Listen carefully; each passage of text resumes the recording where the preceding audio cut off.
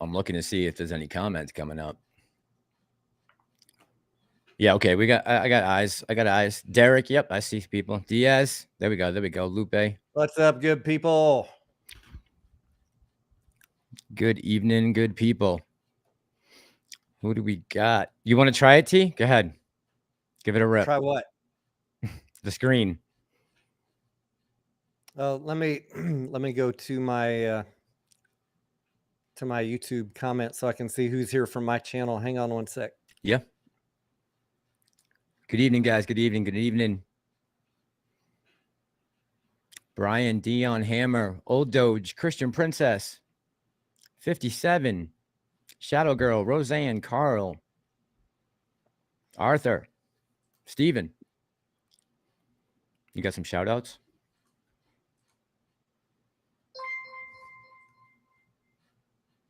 Come on, YouTube. Yucca Freda, Sergeant Beef, Andrew, good evening. There we go. The sound, Andrew says the sound is crazy when you listen to both streams. You're listening to them both? Hey, that's good. It's a good thing. We appreciate you. I got Tyler here, the deaf guy. That's his screen name. Derek, Yucca Frita, Sergeant Beef, Highway Frog, Genler. I thought that was a name, Genler Fan Club, but Ape Name Roscoe, what's up? Doge Cult member Aziz. Sub has the boss, Leah. Hello, hello. Straight Talk with AMC Phil. Did Phil for real change his name? I don't know. Highway Frog, Nate Ross. What's up, guys? Good evening, boys and girls. Silver Surfer, Country Pride. All right. I was finishing up a Rumble upload. It's done now, so I can close out this screen. Ooh, that thing's bright. You're simultaneously uploading to Rumble on all your videos? When I'm live, it simulcast to both, but if I do a video, like a 5-minute video, I have to take another 30 minutes and upload it to Rumble. Got it. And then if I want to upload it to any of my other streaming sites, another 30 and another 30. So I usually just do YouTube and Rumble. I got the same issue. When I get some stuff off my hard drive onto that, the not disposable, but the portable one, will that free me up to process things faster? You think? I don't know. I've got like a 2 terabyte drive that's brand new, and it doesn't speed anything up. It's about your CPU speed, your GPU, and your internet speed for uploading. That's really what's killing me. I watched guys like, I don't know if it was Graham Stephan or Meet Kevin. One of them's got that Google Fiber, the gigabit or whatever. Yep, and he was uploading a video in 2 minutes. And I'm sitting here sometimes waiting an hour for a video upload. I know, T. One day. I mean, I check once a month to see if it's available in my area. Not yet. I'm too far from downtown. Liz, AMC Airman, Keisha, Can It Be, Silver Surfer, Liz Clayman, Mr. Simon, Doge Cult member, Brian C, Model J dude, Model 3 dude, Adrian, good evening. Adrian says, Foreskin Griffin, I want my Denaro. That's spelled with your last name. We want our fucking money. Money. Carl Taylor, good evening. Carl says GG Speak was weak and not enough details to go off. Yeah, Tony. So I watched your video. By the way, guys, if you haven't seen T's video yet, go watch it. Recapping Gary Gensler's speech to got it. Gary Gensler's speech. It seemed like it was a lot of filler, T, no? I mean, legit, Gary Gensler talked about some things that could be done to improve execution for retail, but they're none of the things that we're asking for, right? Mainly what retail would like to see is to have our orders flow to the lit exchange and I think most people would be okay even if they had to pay a couple bucks, or even like back in the old days, 10 or 15 bucks for a trade. That's not really the issue as much as suppressing the real price action by having all these retail orders routed to the dark pool. So Genler was talking about, we really want to make sure that we fix this issue with lot size versus odd lots, because if it's a whole lot, 100 shares, you get a better price. And that's one thing we're looking into. And then we're looking into, the wholesalers, retail gets things in increments of 1 penny, but at the wholesale level, they can get it in fractions of a penny. So retail's being ripped off for 1,000th of a penny per trade. I'm like, we don't fucking care. No, that is irrelevant in the big scheme of things. And that was, I mean, these were the things he was leading with, and he ignored the whole dark pool thing for an hour, and until finally the host put him on the spot at the end and said, so you're going to ban payment for order flow? Oh, we got to, have committees and roundtables and collect public input, as if they haven't gotten any public input. Right. Why are we talking about this subject? Why is it that the host is pressing you, Gary? Obviously, it's been on the minds, at the forefront of people's minds for a long time now. There's, that did just come out of nowhere. He's pressing you on that issue because retail, clearly, this is our biggest problem. I mean, you talked about a little earlier, right? We were saying how, they, retail's biggest problem, and I think one of the main reasons, not one of the main, but maybe a good reason of why things slowed down so much in April and May, was people transferring in or joining up with new accounts to Webull who didn't know better about payment for order flow, and now have been stuck in limbo this whole time, whether they were afraid to transfer or didn't have the cash to transfer to a broker that does not use payment for order flow. But like we said, really nothing is going to change until we get rid of that, because if the market is not based on supply and demand anymore, then really everything going forward from that is going to be screwed, right? Yep. Grandpa Barney, thank you, friend. This one's for you. Am I allowed to drink on your camera, Massalorian? Absolutely. Yes. Karen, good evening. Meet Kevin has it. Model 3 dude says, highway to Moas zone. June, July squeeze, says Razor Rob. June, July squeeze with a question mark. Someone asked in the comments just a minute ago about what is up with this weird spike that happens for the last 4 or 5 days on AMC, on Webull anyways. I haven't checked other charts to see, but it's happening on AMC and GameStop. There'll be like a $1 swing within a 1 minute ticker. And I don't know the answer. I'm not really worried about it, because the exact same weird candle is happening on the NASDAQ and the S&P at the exact same time. And as far as AMC goes, if it is even real, I mean, the volume in that minute is like 400 shares. So I haven't bothered to look into it. I got bigger fish to fry. If it was tens of thousands of shares or 100,000 shares happening all at once every day at the exact same time, or it wasn't happening also on the S&P and the NASDAQ, then I'd dig into it. But right now it's just not high on my list. Yeah. Wasn't very enthusiastic or reassuring for retail, in my opinion. How did you watch it? Was it the whole video? Did you watch the entire interview? Me? Yeah. Yes. Yeah. I was going to live stream it, but I couldn't find it fast enough. And then I was talking with folks in the chat in Discord, and they said that Trey had it on. So I went and snuck a peek at his screen and figured out where to get it from. And then I started recording. Yeah. And I sat there and watched the whole thing and recorded it so I could take some cuts for my video later. I was wondering where you found that. Where did you end up pulling that from? Was that from their website, Piper's website? Yeah, the SEC actually had a link to the company that was putting on the forum, and that's how I ended up finding it. Got it. Elevate the Frequency says, considering how corrupt our government and market is, how can anyone believe they will allow AMC to MOAS? The stock was designed to take retail's money. GG and the SEC are not on our side. So I don't know about you, Elevate the Frequency. I don't know how long you've been in this play for, but I know we've probably talked about this, me and Tony, I know on the live streams before.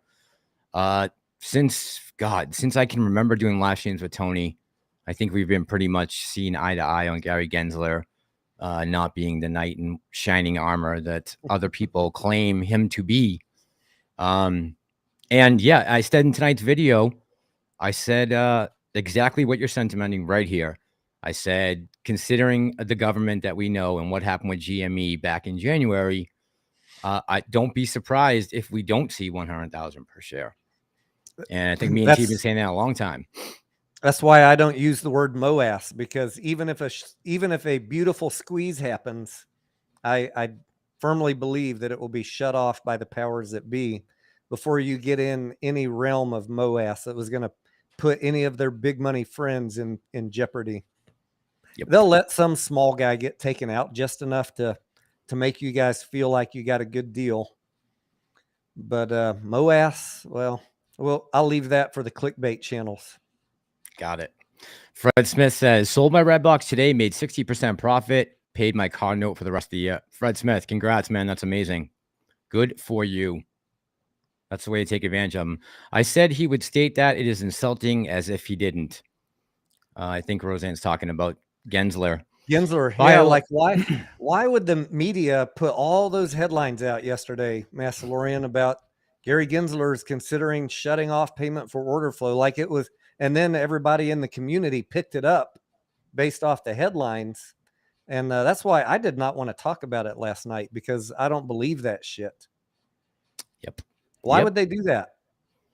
I don't know. I think timing is everything with this play. I mean, obviously, and all the things we've seen in the last couple of weeks make me wary as far as the releases of the videos and the timing for the statements, and all of it is just very interesting.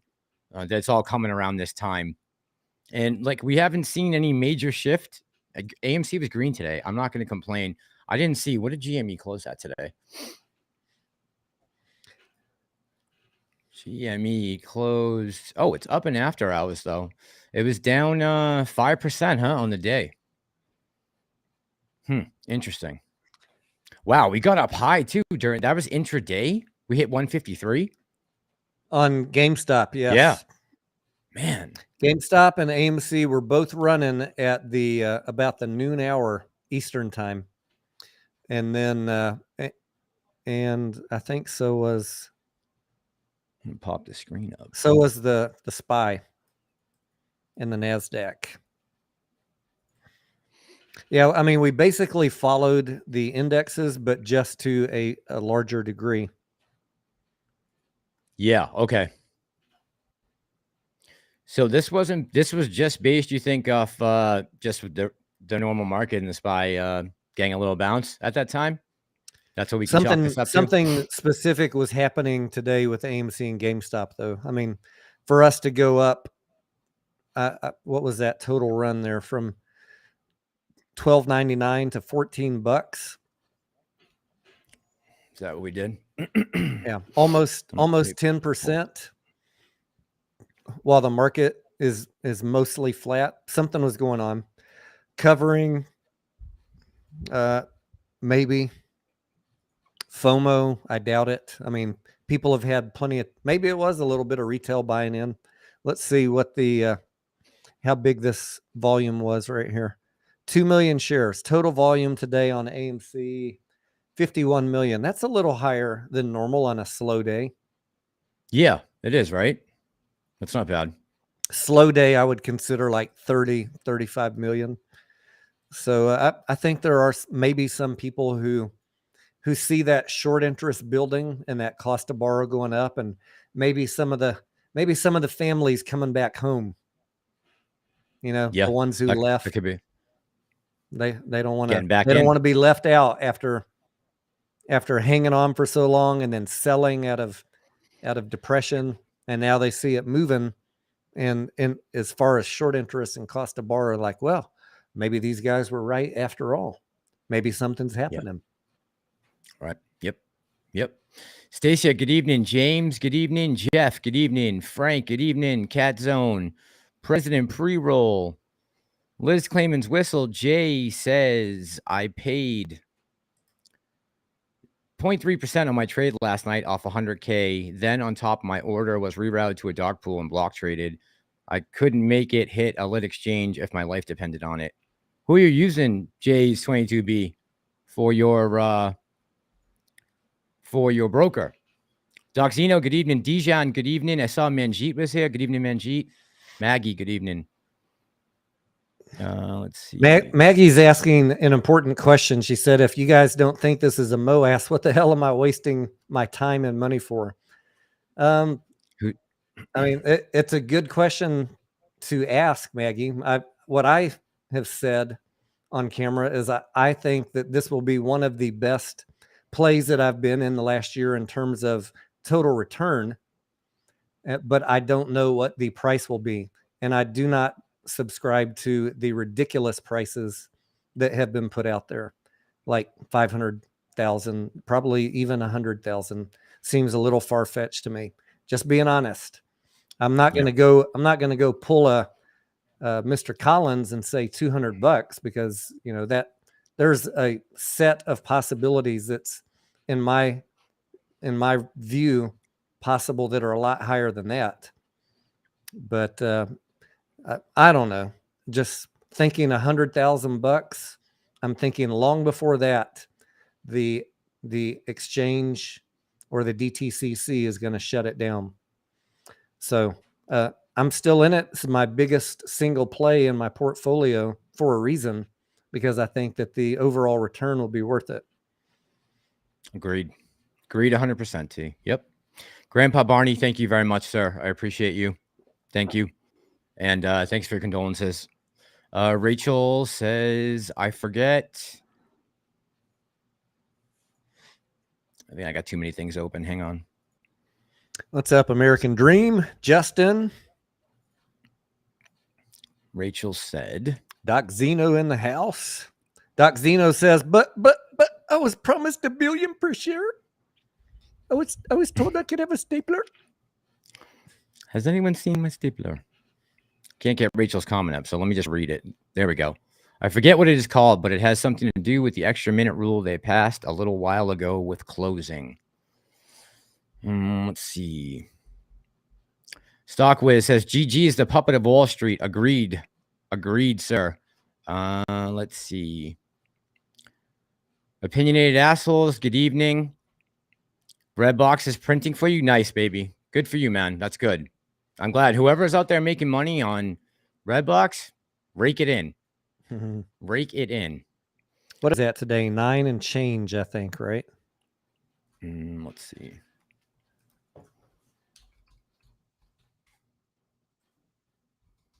Closed at 998.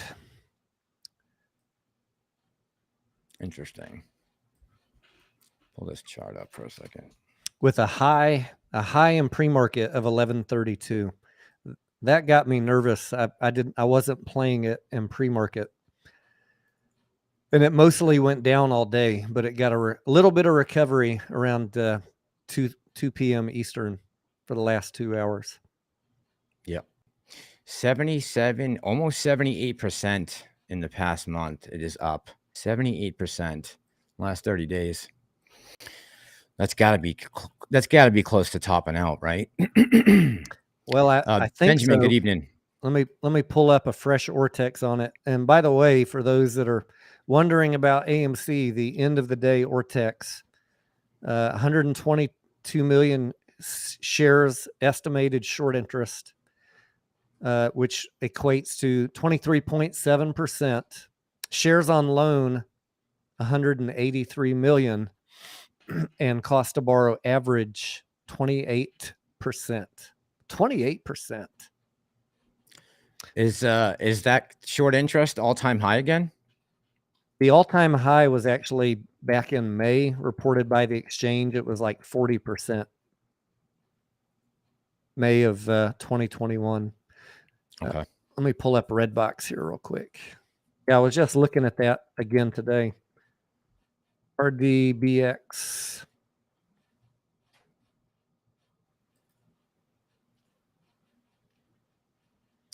Woo! Cost to borrow. What is it? Cost to borrow average on REDBOX is 823%. Wow. Current short interest 173%. Here's the problem I have with REDBOX. So I keep on saying this. This right now, in my humble opinion, is retail playing against retail to bid it up and fighting against retail shorts, because the shares on loans only 3 million shares. It's only, sorry, I was reading a comment that was funny. The shares on only 3 loan million. on REDBOX is 3 million shares. The volume today was 53 million. So they like literally could cover the short volume in 15, 20 minutes. Wow. So you guys are fighting amongst yourself, and it's going to be musical chairs when someone decides to stop buying. It's going to have the mother of all red candles. Just my guess. The life sucked out of it. Yep. Yes. Absolutely. Eric says, also, markets shouldn't move down when these politicians and corrupt assholes speak. Yeah, unfortunately, Eric, that's the way it goes, though, right? Rachel says they're playing with people's emotions. Yes, yes. FUD campaign says Bucks fan. Maybe they will use it as an excuse for moving up the price. Yeah, Doc says I was promised $1 billion a share. I don't know who came up that number. By the way, I know we never discussed it, but do you remember when the first time you started hearing inklings about 100K per share? I remember the first time I ever saw a video of 500,000 a share was a year ago, when Review Dork showed his parabola. Yes. And it was literally made up numbers. If there's this many synthetics, then we could theoretically hit this price. There was no real due diligence behind it except theory. And even back then, a year ago, I was like, well, this doesn't make sense. Like, where is your evidence of that many synthetics? So like, at least show me that so I can believe in your parabola. But still to this day, no one's ever shown actual evidence of that number of synthetics. So we know obviously that rehypothecated shares and shorts and naked shorts and FTDs all occur, but to that degree, to drive that sort of price, I have yet in a year to see the evidence. Fred says he watched that video from Review Dork. Joe Jack Peter says, if no MOAS, why are we here? You friggin' YouTubers have actually been fraudulent for a year and a half. Joe Jack, what have we been fraudulent about? I think he means other YouTubers, because you and I have been very consistent. Oh, okay. Okay. Wrong channel, Joe Jack. I want to know. Let's see. Wisconsin. Wisco, I see you in the house. Headstock Harem, good evening. Dream of Stuff, good evening. J22B. Gary.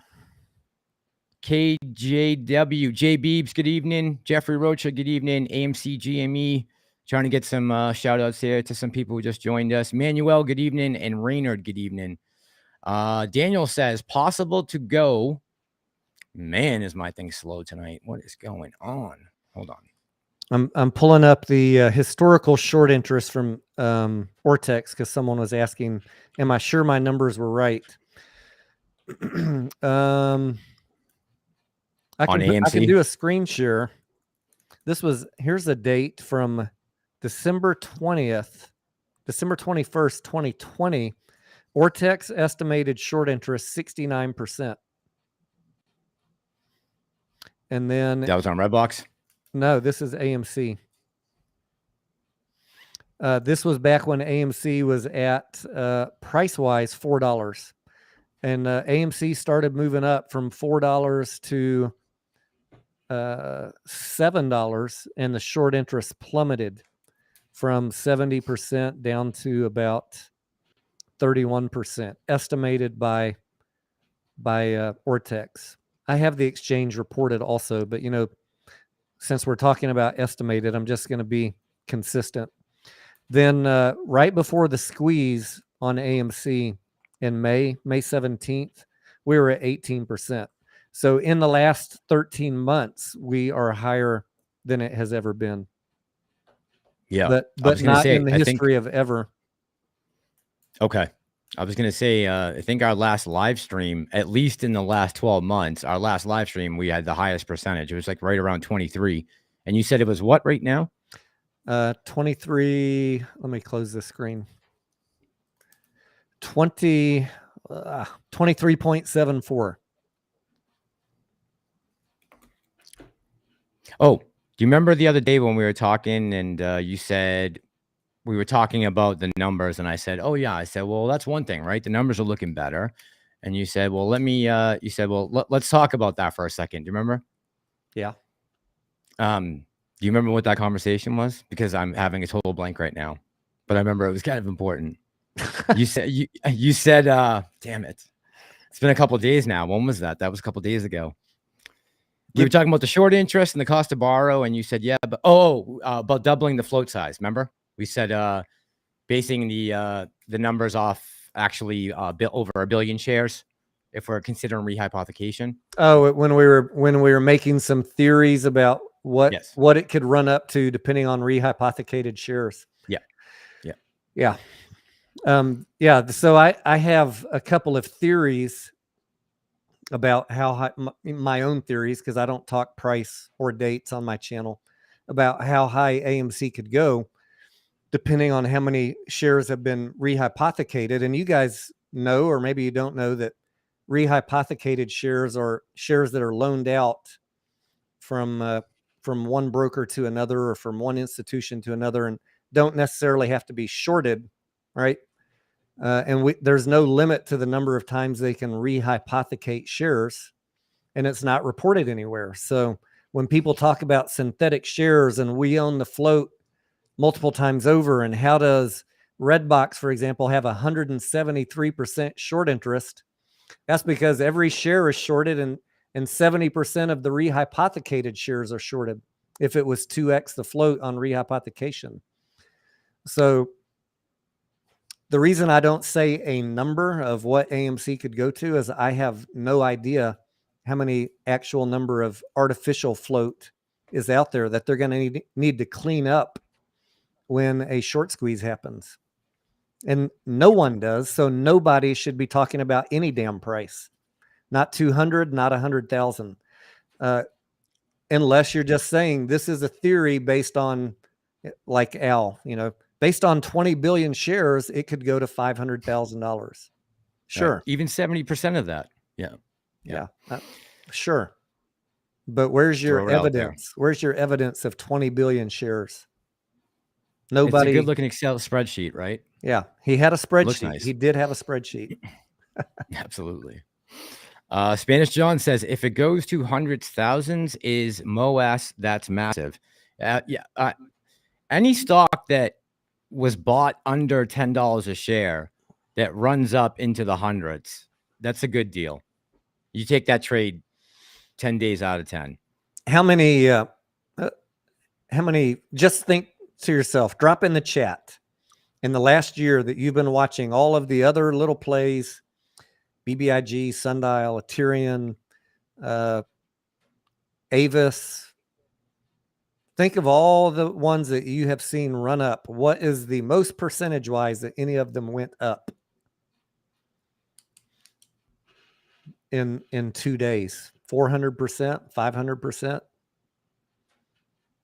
So how do you define a MOAS then? 1,000%? Does it need to be 100,000% for you?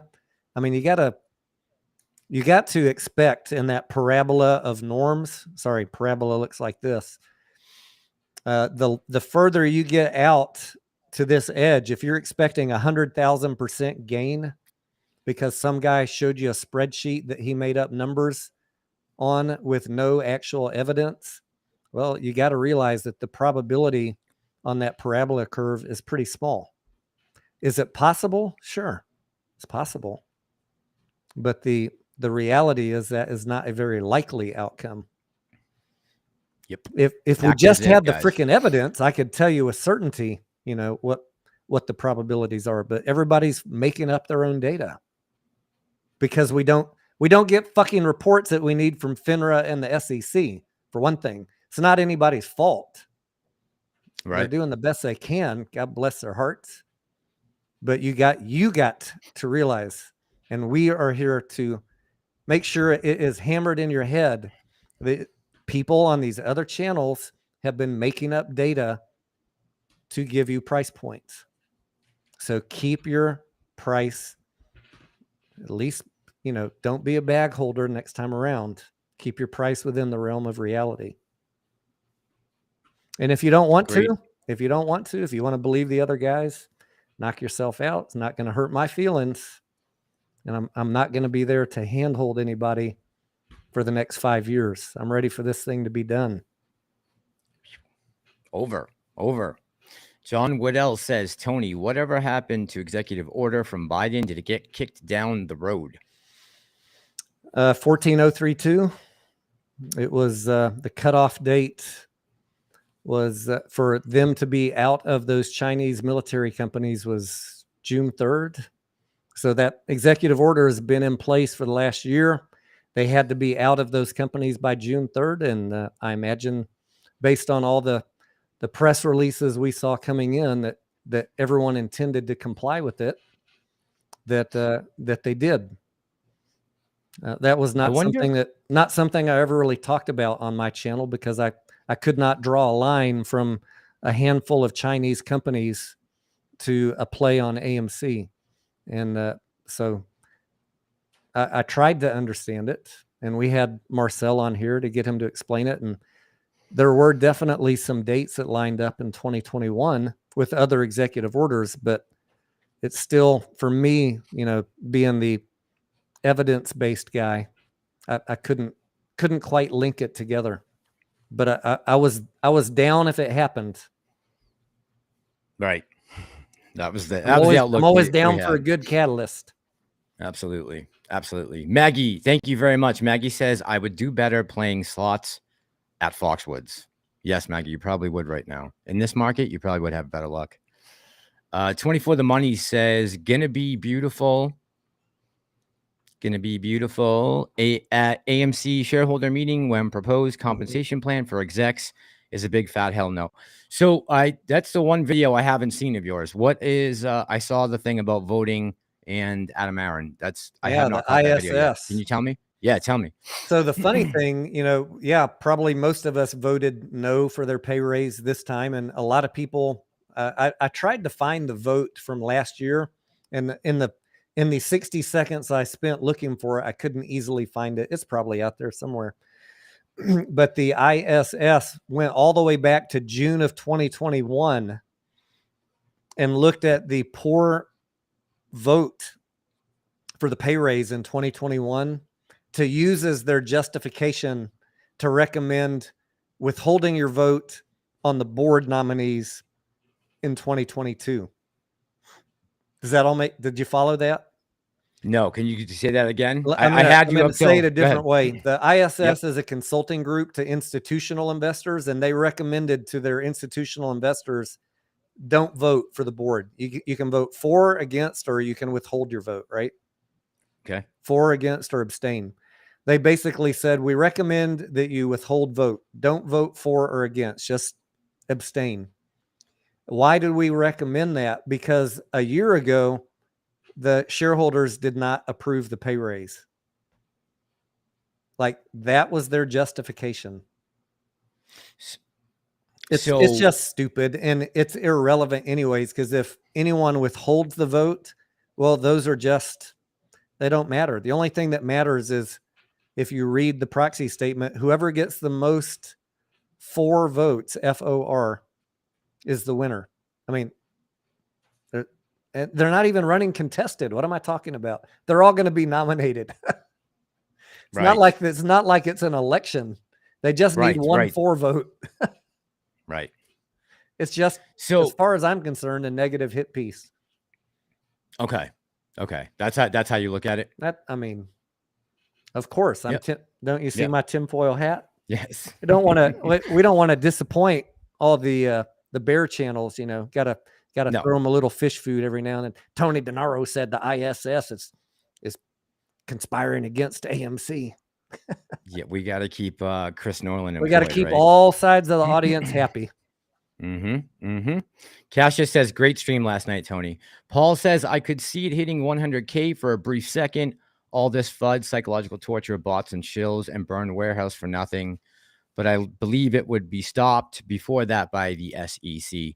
By the way, speaking of that, talking about stopping the SEC, the Gillibrand Loomis bill, that is going to possibly, if I understand correctly by what you said, they're basically going, any purchase under $200 will be considered, you won't get any tax on that. There won't be any, what was the wording you used? Capital gains.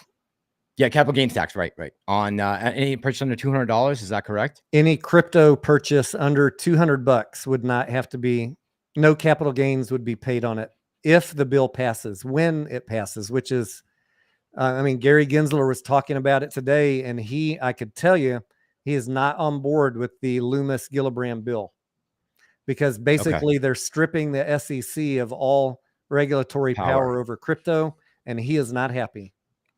Okay. And they said they might want the what was it? The Trade Commission to possibly regulate it. Yeah. The Commodities Future Trading Commission, whatever. Trading Commission. Something like that. A bunch of letters.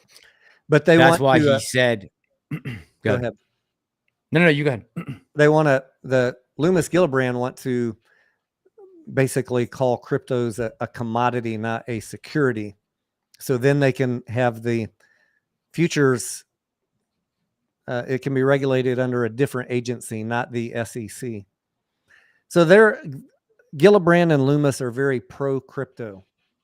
This is the bill we wanted. If we're going to be regulated, this is the one we want. We either want nothing or we want this. And I don't think nothing is really an option. No, I don't think so either. Not with all the scams going on. So this is bipartisan, correct? Yep. This bill is being introduced. So it might have a chance to pass then. Yeah, according to the experts that I was reading from, no one expects it to pass this congressional session. So they're saying sometime maybe in 2023, but this will, and there's multiple committees that have to sign off on it. Okay. So this is going to be a long process. So if someone's telling you, this is all to get your digital coin next week when the short squeeze happens, yeah. Are you sure? You're positive that's not what it's for, right? All right. If you don't believe me, go check on the street. I'm trusting you, bro. Ryan says BlackRock and Vanguard might hold until all hedge fund and market makers are bankrupt, making them in control of the whole market after MOAS by buying up all the cheap assets left by hedge fund market. Ryan, BlackRock and Vanguard are so big, man. They have so much control over the market already. I don't know how much more they could actually scoop up. I mean, they're such crazy, huge companies. I mean, it's insane. BlackRock trades. I think BlackRock's the wild card here. I don't know if they're the good guy or the bad guy. Vanguard has most of their AMC shares locked up in index funds. So even if we run up, I don't know that they'll be able to sell them, right? Right. Yes. Yep. Because they're locked up. Yep. Almost all of Vanguard shares are in index funds, and you can verify that on Fintel or the SEC website. But BlackRock's, they're the wild card. If they're the good guy, what I'd like to see them do at some point when it gets juicy is do a share recall on all the shorts that they've loaned out. Do a share recall on the shorts? Yeah, because they're a lender, right? They're lending out their shares. They're the ones that can do a share recall. But if they're a bad guy for us anyways, well, they will sell into a run up, and then we're hosed, because that's 1/3 of the shorted shares right there. Yeah. What do they have? Like 33 million, something like that. They have like 40+ million. Is it that much? I didn't even think it was that much. Okay. Damn. Harry Parrott says, why is it the more Gary Gensler talks, the more I distrust him? He keeps interviewing, and there is constantly one excuse after another. Harry Parrott, I wish I had an answer for you, man. I don't know. By the way, Maggie Acorn, thank you so much, Maggie. Appreciate you. Paired says, who is lending the 180 million shares? Literally every broker or institution or ETF, all of them can lend out shares. Even your shares that are in brokers, if you don't have them properly locked up through DRS or a cash account, anything that's in a margin account can be loaned out. There's 350 million shares potentially, depending on how individuals have them locked up or not, that could be loaned out. And considering that we can't even get people off of payment for order flow brokers, I doubt that we've gotten the message to everybody to have your shares in a cash account. No, definitely I think it's easy to assume there's a couple 100 million retail shares sitting in margin accounts, not counting what institutions are loaning out. Truth. Yeah. Good point, Tony. Excellent point. And make sure, I know, guys, if you have Webull, I think automatically you're set up so that you don't lend out your shares, but I know there is a way to go in and change it. I don't know about Fidelity. Tony, do you know about Fidelity?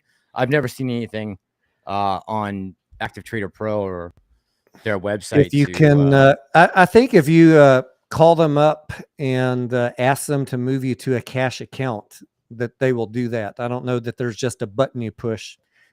I don't know, because when I opened my account, I opened it for day trading.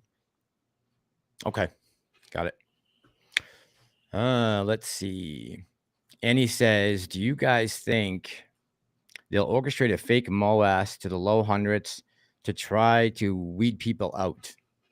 Yes, Annie, I do. I believe they're going to try many different tactics to shake people. And the thing is, they're going to have to try to shake people that have diamond hand in it this whole time.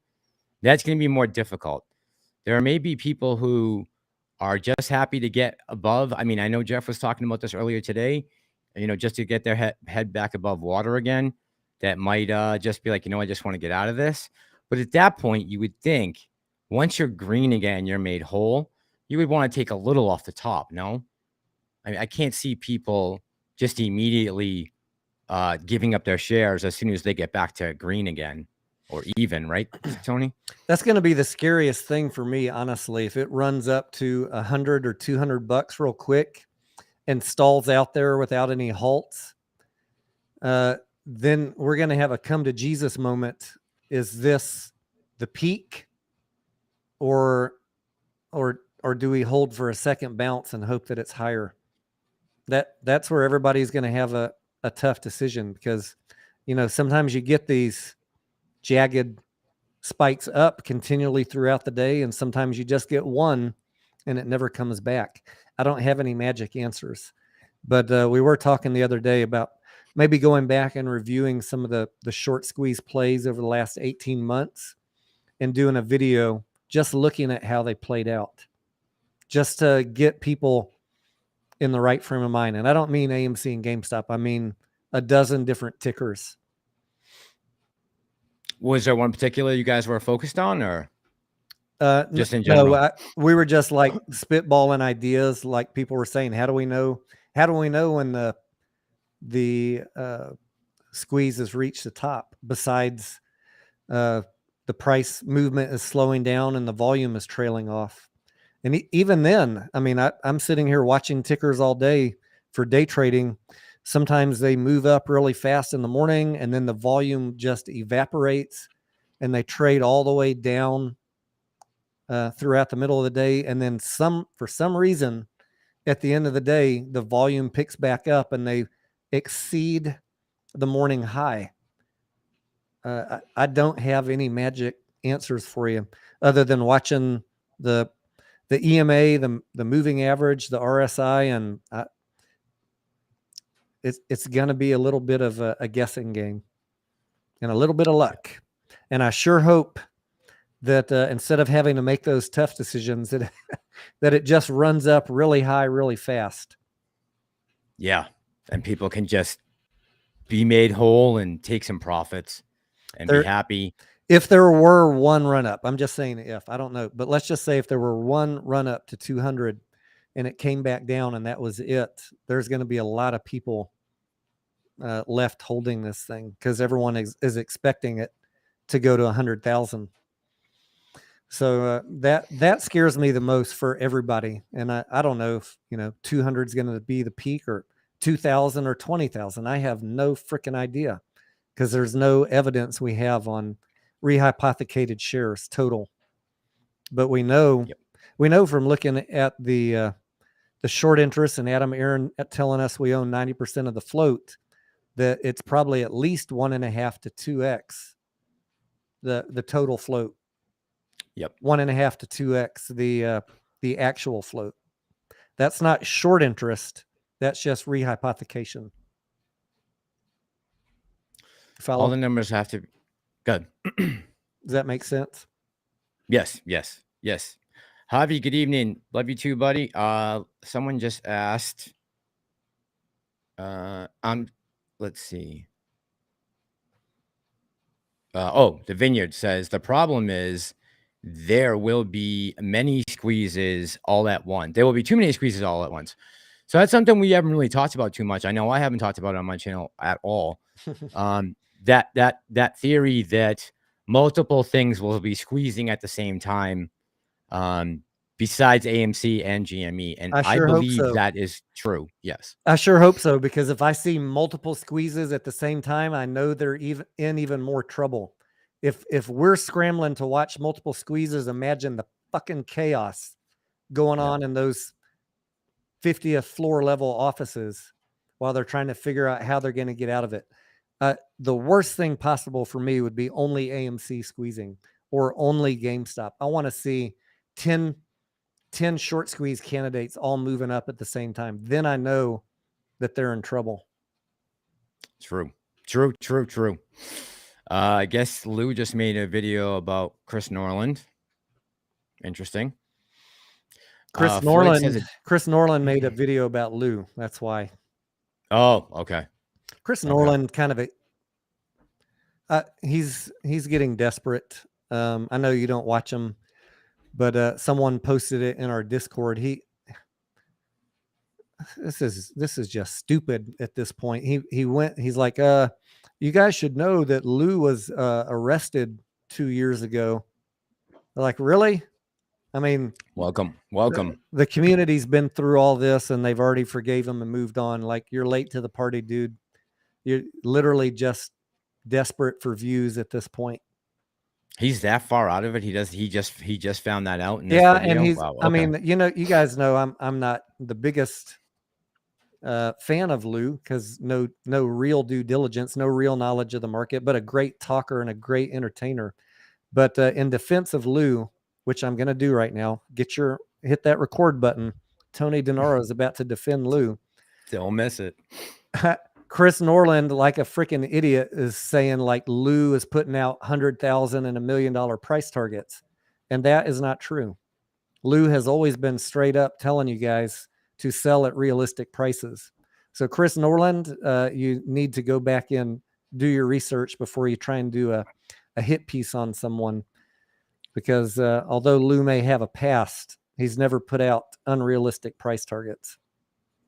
No, you can't take that away from the man. No doubt about it. I've never heard him say anything about that. So I did find it interesting that he came back to AMC again. I mean, I want to say that he just put out a video saying something about AMC to 300.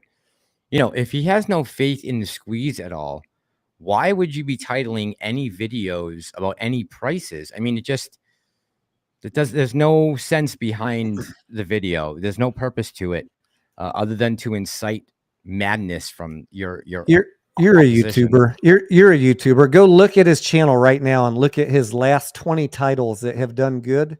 They either have Matt's name in it, Trey, Lou, or the word AMC. He's obviously title clickbaiting. Yep. And if it doesn't have one of those words in it, he's getting 300 views per video. Yeah.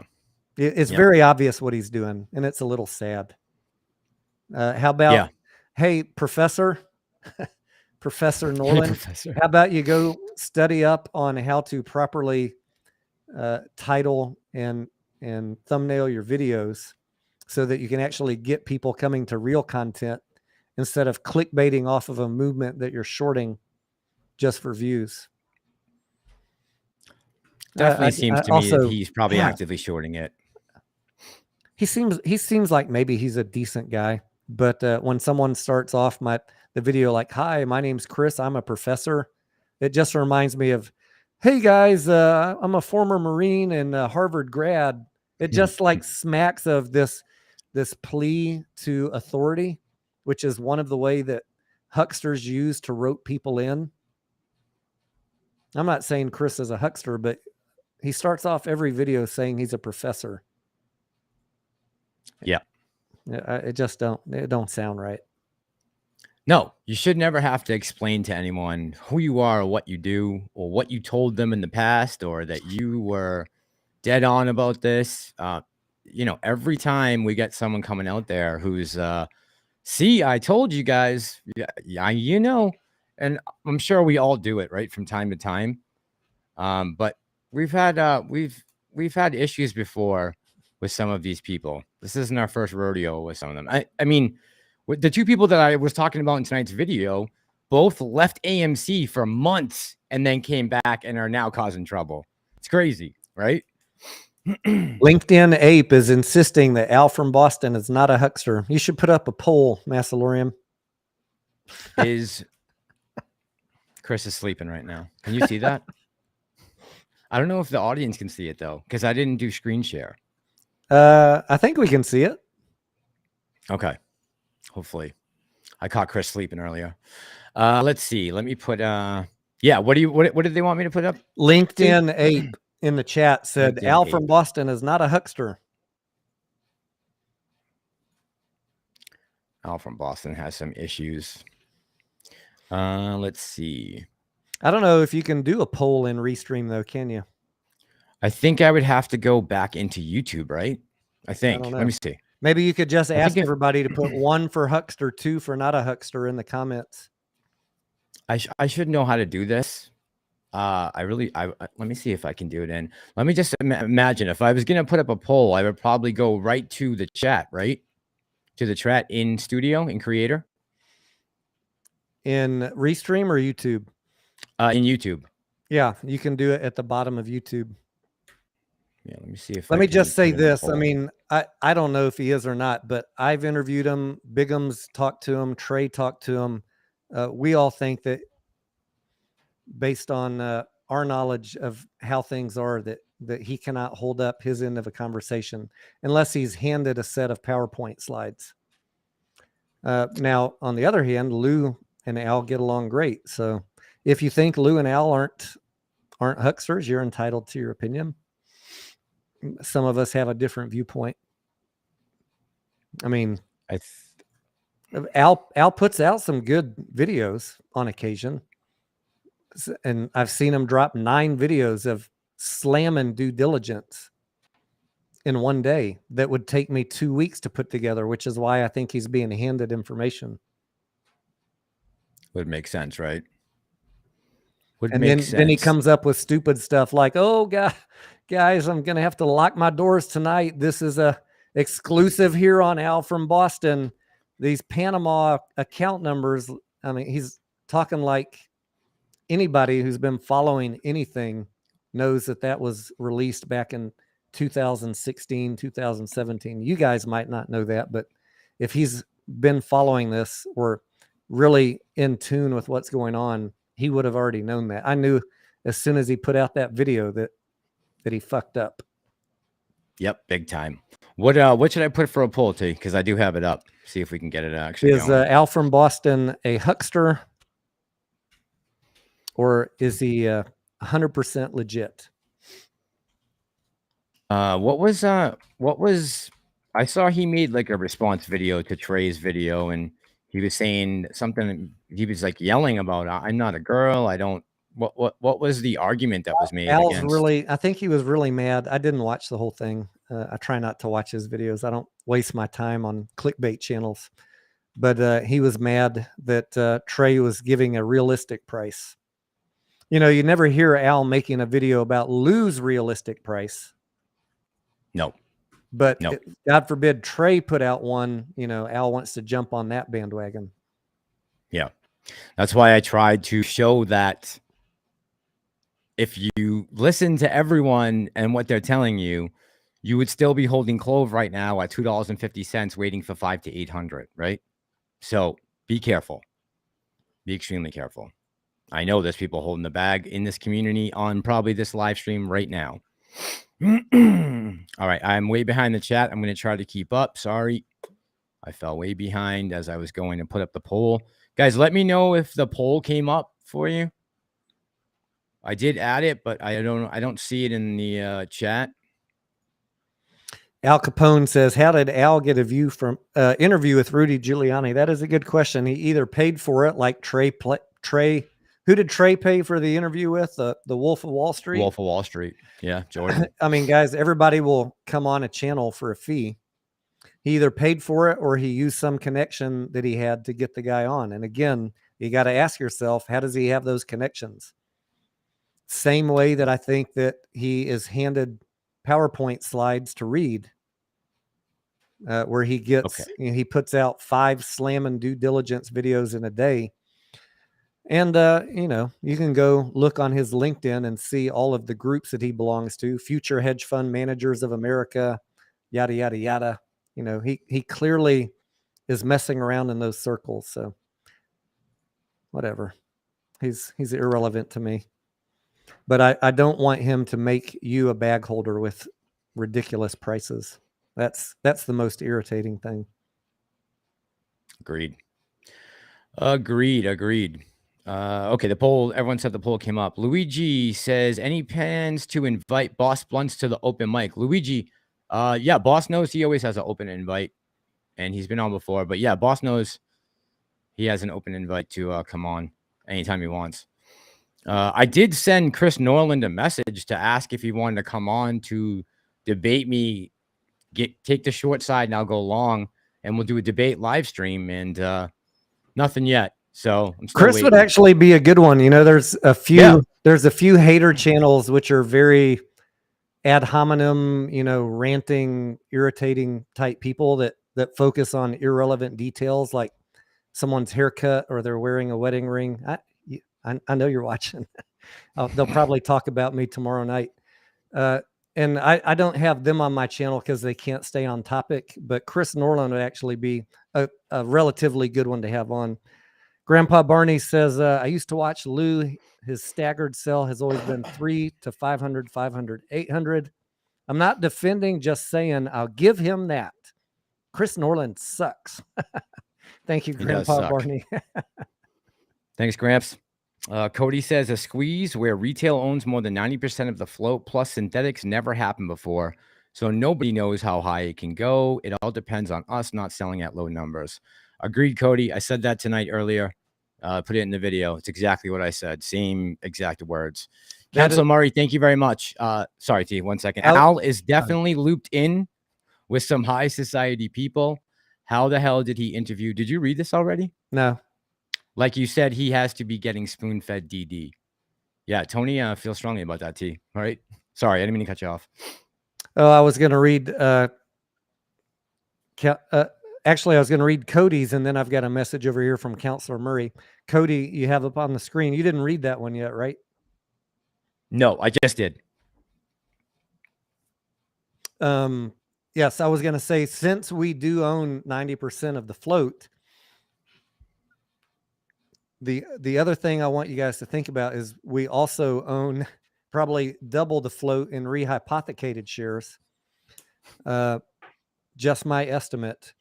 But it absolutely, where the squeeze price goes to depends on where people hold until, which is yet another reason why I refuse to give anybody a price as far as what price should you sell at, because I have no freaking clue what 4 million other individuals are going to do. It would be very presumptuous of me to presume that 4 million people are going to hold to $100,000. And since I cannot say that with certainty, and I know the law of averages, I can't say a price for AMC. And who knows if we even are going to get close to that price. We just don't know, right, Cody? Hinav T says, what I feel bad about is that you are bad mouthing others and proving yourself a nice dude. Why? So Hinav, it's not I think it's just a difference of opinion. Me and Tony are long on AMC. Chris is clearly short on AMC. So it's just a difference of opinion. And like I said, I invited him to come on and do a live stream to debate me his short position. So I don't know how else I can help him. If he doesn't want to come on, then he's subject to my discretion as far as I want to push him. I'm not even bad mouthing Al. I had him as a guest on my channel, and then he had attorneys contact YouTube to have it struck from my channel because he's a douchebag. So if you wonder why I have a little bit of anger towards him, he's got my phone number. He's got my email. He could have just said, hey, Tony, I decided to disappear myself from the internet. Can you take that video down? Instead, he chose violence. He had an attorney contact YouTube and ask them to take down every video about him on YouTube. That's kind of a shitty thing to do. He could have just reached out like any of us do. We all talk behind channels. We all have each other's information. He could have been a gentleman about it, but he chose violence. And so I have very little remorse for anything. I'm not gonna blur my words about how I feel. That was a shitty thing to do. Agreed. Councilor Murray says, I respect what Al and Lou bring to the table. Councilor Murray got no issues with that, man. Like I said, if you're getting info and or entertainment or whatever from them and they're keeping you in the play, who am I to tell you any different, man? It is not my place. LinkedIn Ape says, will Tony apologize when he's proven wrong? Rudy wasn't paid for that interview, by the way. LinkedIn Ape, good. Yeah, I'll answer that. I could be wrong. I'll 100% admit it. I'm just guessing. Show me the proof. I don't care either way. It's irrelevant to me. I'm just guessing. Right. Someone asked the question, how did he get the interview with you, Rudy? If you know, why don't you just tell us the answer? Then I won't have to guess. We're just having a conversation here, guys. I don't know everything. How would I know that? But someone asked the question. I guessed an answer. If you've got the answer, Al, provide it. Yeah. Yep. John Edwards says, bashing others, best you can do. 233 viewers, 232 now. So, John, unfortunately, you left already before I could get to chew your ass out. But no one's bashing anyone. I think it's just a difference. Again, I don't know how much more clearly I can state this. I think it's a difference of opinion. I like AMC long. Chris likes it short. I don't know how that's bashing. Hey, I don't appreciate him going against my stock. Let's just leave Al alone and let all these guys go after him when it doesn't squeeze to 500,000. I don't want to sit here all night and talk about Al. I could give a fuck about Al. If you want to believe in a 500,000 price target, you're on the wrong channel tonight. I'd suggest you leave and make sure you go bug him after the squeeze for the next 2 years. If he sticks around, you know, he's already disappeared once. And I say good luck to you, sir. Yeah. John, hopefully you do better in the market than you did running for senator. Any updates on peanut butter whiskey, Tony? I know you were thinking about picking some up. I posted a picture on Twitter and the community tab. It is ready to go. Did you get Screwball? Yes, I did. I'm working on one IPA right now. Maybe when I finish this, I'll go crack the peanut butter whiskey. Okay. Priscilla Lomadice. Come on, baby. Come on. Oh, man. I'm having an issue. Every time I go to hit the show on Restream for the chat, it's, it's stalling like crazy. Like I'm still waiting for it to pop right now. And there's like nothing I can shut down, unfortunately. I don't know why it's running so slow. Should I do the Screwball as a shot or on the ice? What do y'all recommend? I drink it neat, but that's totally up to you. Yeah, just drink it neat. Yeah, no ice, just room temperature. So I can't pull up your comment for some reason. I don't know why. It's not allowing me to do anything. But Priscilla said Chris Norland was originally a filmmaker. His debut film was called Deception. That I didn't know. I did not know that. Interesting. Very interesting. Thank you for that. Let's see. Greg, let's read Greg's question. 183 million shares on loan, 120 million shorted. What are they doing with the difference? Those are either rehypothecated or they are just holding them in their bag so that they can get them cheap and have them when they need them to do additional shorting. If they see the short and the cost to borrow going up, maybe they're just wanting to secure some extra shares and make it more expensive for the next guy. But I got my extra 60 million locked in at 10%. I don't know. That is not my area of expertise. I can only throw out some hypothesis. Good question. I ask myself the same thing. We've never seen this kind of disparity, have we? No. 60 million? Nope. Grandpa Barney says, Al has your number and Grandpa doesn't.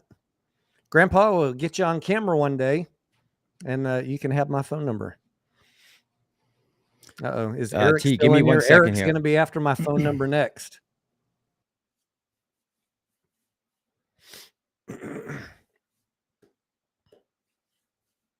Grandpa wants me to do a shot too. Did we lose Massalorian? There he is. Did we lose you?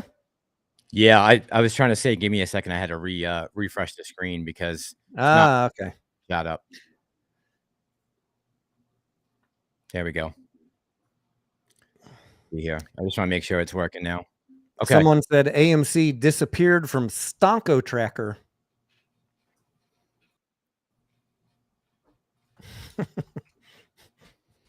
Eric is still here. I'm going to check Stonko Tracker real quick.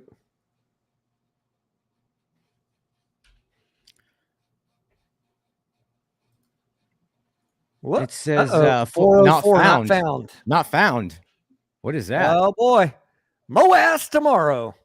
Whoa. Moass tomorrow. I'll show you guys what happens when you put that's what comes up on the screen. It's a sign. Is it? Maybe longs are borrowing to flip the script at the right time, says JP. It is very possible. Very possible. JB says we have to remember that if the brokers are. Yep. I like that theory. What if BlackRock is soaking up a bunch of shares just to prevent shorts from getting them cheap and just putting them in the bank and just hanging on to them and say, good luck, Citadel. Now pay 30%. I would like it. I would like that to be the case. I mean, guys, we could come up with all sorts of crazy theories. We're all just guessing. Spitballing. Yeah. Maybe everything is speculation, guys. Yeah.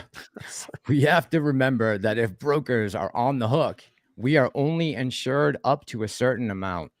And Beebs, I'm assuming that you're referring to the DTCC. That's who has the insurance on our shares, correct, T? DTCC? SIPC is the only insurance we have. SIPC? Yes. DTCC does not have an insurance policy. A common misconception, which I also have. I heard Al and Kyle talk for an hour about the insurance policy. Another reason I know neither one of them knows what the fuck they're talking about. Because they were saying that policy. That's probably what I heard it. That's probably what I heard. I'm sorry to keep bringing them up, but I mean, you guys are reminding me of all the horrible due diligence videos of his that I've had to listen to. Yeah, I don't know what excited him so much about realizing that Citadel has all these offshore accounts in these different places. I mean, the only thing I could come up with was that he was trying to say, "Oh, look, they're hiding money here, so don't think they can't pay us for the MOAS." I don't think anyone was thinking that way. I don't know where he came up with that notion, but he was very excited for a 5-year-old document. Paul said, one thing we can all agree on is these two plays shown Wall Street corruption. Even Donald Trump brought up GME. Okay, so this is another thing, Paul. So I saw that Al did a video about that today, right? He said Trump goes on Truth and talks about AMC or something like that, right? So it was on Truth Social. There was another person who, I don't know what you called when you make a message on Truth, but they just basically tweeted out a message saying DWAC is going to be the next AMC GME. Congratulations if you held. Donald Trump didn't come out today and say anything about Citadel. And in the video clip that he shows in his description for the video, it's actually Trump talking about Citadel making money off of Chinese stock. It's kind of taken out of context if you just watch it from where he says. Grandpa Bunny, thank you for keeping the supers even. Appreciate you. Let's see. The Vineyard says, Tony and Mass, you guys do a really good job. You don't need to worry about other YouTubers. Thank you very much, Vineyards. Appreciate you.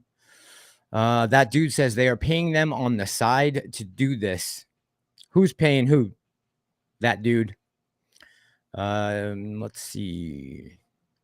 Headstock Harem says, what a cast of characters. We are laughing. Mo asked tomorrow what would actually happen if that's true. Man, would it be glorious. Yeah, S. Jackson, it would be. Certainly would be. Luigi, have a good night. Thank you so much. Appreciate you coming by and hanging out with us. Peter I laugh. says, I laugh when I coast through the hater channels. They're like, these AMC YouTubers want it to last forever. Maybe the ones that don't actually have any shares. Seriously. Maybe the ones that don't have any shares and just put out 10 clickbait videos a day want it to last forever. I sure as hell am ready for this to be over and get my check from the brokerage of selling all my shares. I love everything about the movies, the theater. I mean, I went to school to try to work in this field. I love seeing things on the big screen, but you have no idea how burnt out of AMC I am. Like, even, what was it, Monday morning? Yeah, Monday morning I was heading down and I saw that, I should probably save this for a video, but there was something interesting happening at my AMC theater that someone else said is happening in their area too, which is pretty cool. But I'm going to do a video on it. I got some pictures. But I couldn't even really get that excited. I mean, I still pulled my camera out and pulled over, but I couldn't even get that excited about it because I'm just so burnt out from those three letters. I thought I was always going to be scared of FBI, but or CIA or DEA, but it's really or SEC for that matter. But no, it's not any of those. AMC is terrifying me. Go ahead, T. What were you going to say? No, I'm just reading comments. Okay. Paul says, yeah, I agree. I'm burnt out with the stock market as a whole. I'm gone after all this SHIT. Understood, man. Let's see. So Donald knew about Kenny hiding his money, but he knows Kenny was up and did nothing about it. So if that's the case, R3 Drift, who was do you remember who was head of the SEC under Trump's last 2 years, T, by any chance? I forget. Yeah, me too. But that would be their responsibility, I would think. R3 Drift. I'm not sure about that though. Pan Family says, I effed up by putting 100K at 31 and can't wait for the rewards. Yeah, don't look at it like that, Pan Family. A lot of people are in a lot higher than that. Julie Barwick, thank you. Thank you for supporting the channel, Julie. Julie, if you're having a beer or a drink, clink bottles Cheers. with me. Yes, thank you. Trump retruth equals retweeted. Thank you, Mexican Silverback. Appreciate you. I don't know what I'd do without you. Jimmy, thank you. We appreciate Jimmy you. Thunder in the house. Dave says they want apes burnt out on these stocks. The apes will be taking so much from the shorts. This is historic. Yeah, I think they've been doing a pretty good job at winding us down and emotionally draining us. But we're still here. That's all that matters. Don't forget the truth says. Doxino says, anyone else make a fart that sounds like AMC? I'm burnt out from steadily finding dry powder to average down. Says, don't forget the truth. Julie, thank you very much. Let's see. Yeah, a lot of people are addicted. Nana Ape says the same thing. I get it. I get it. I get it. I think if I wasn't actually making content, I would probably be way more. I would probably be a little more obsessed with it. I think if I wasn't making contact, but because it's constantly in my head, right? That's the only reason. But it is funny when people say these YouTubers want to drag this out forever. God, if you only knew. Only knew. I have no problem with the AMC play taking a long time. Most of my trades are long-term trades. It's just dealing with all of the YouTube drama that wears me out mentally. Yeah. Yep. By the way, I meant to say hey to Chad Clifford. I saw Chad was in the chat and I forgot. So Chad, if you're still there, man, how you doing tonight? Myself says, do you guys believe the shorts can? Do we believe the squeeze can last 2 weeks? That might be on the long side. I don't know. What do you think about that, T? That seems a little long to me. I've always said 2 days, but I could be wrong. Just a guess, not financial advice. Right. The total squeeze, including the downside, could last 2 weeks. I don't know about the ping ponging up and down to new highs, but most of them only last a very short time. Alex Trejo says, have you guys seen AMC's CTB? Yes, we just talked about it a couple minutes ago. Alex, it is a very nice number. James says, I have a question. Say if you had a lot of shares, how many would you sell at a time or sell all at once? What do you think? So James, this is I'm just telling you what my plan has been from the get-go. If I had a lot of shares, how would I sell them? I would not sell them all at once. I don't know why you would stockpile shares to just dump them all at once when you get to a certain price. Me personally, I'm going to let some of those shares ride. I'm going to get my money back at a certain number and play with the house's money going forward. I don't know about what about you, T? In my mind, I'm going to sell them in lots of 100, but I can't really even answer that question because the velocity in which it is going up is going to have a factor in that. For sure. You know, if it's a long, slow squeeze up over a period of days, that's going to be very different decision matrix than if it shoots all up within 15 minutes or 4 hours, you know? Yes. I'd feel a lot more comfortable watching it go slowly so that I have time to think about it and I'm not feeling pressured. Yeah, panic. Yeah. Yeah, I'm nervous about some people with that, right? Nervous about some people with that. Dogecoin member says, let's not talk about being drained. Come on, we are apes. Dogecoin, I think we're just talking, I think me and Tony were saying as far as the creation goes of the content, we're drained. I know you guys must be a little mentally drained, but not from uploading content, right? Yeah, I'm not drained by watching the price action. I mean, every stock in the market just about is down for the last 6 months. I preach every day on my channel being cold-blooded and emotionless when it comes to the price of a stock, especially in a declining market. There's literally nothing I can do about that. I'm not worried about that. But having to go on live streams and answer questions, did you see what so-and-so posted? Did you see their video? What about the drama between X and Y? Like, I'm really tired of that. And then people lose their conviction, make a bunch of hate videos. That whole drama emotion between people wears me out. Yeah. I think the price I'm oblivious to. I think people got to try to separate the drama from disagreements. Just because you're not seeing the same thing that someone else is seeing doesn't really necessarily mean that you're bashing them. Now, if I said Chris NORLUND is an idiot, only a moron shorts AMC, you know, he's all alone. And, you know, if I just started ragging on him, that would be one thing. That would be bashing him. But to say that I have a difference in opinion as far as AMC and that I like AMC long and he does not, I don't think that's bashing. I think that's very fair. Hadley says, Mass, in either of your opinions, do you think there is a chance we do not squeeze at all?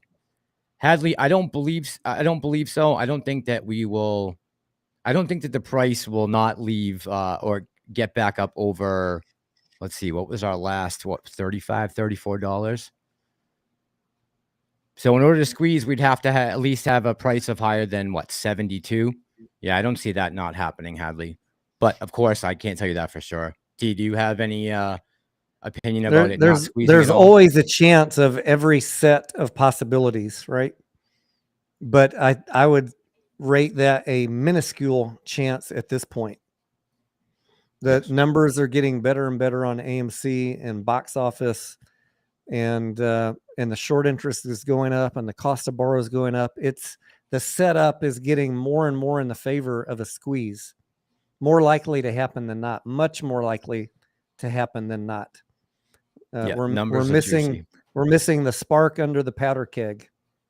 Yep, numbers are juicy. And another thing I noticed in his video, the one he did or yesterday or today, he keeps talking about AMC going to zero. Guys, AMC is not going to zero. So who said he that? said it 3 times. NORLUND in his video said AMC is going to zero.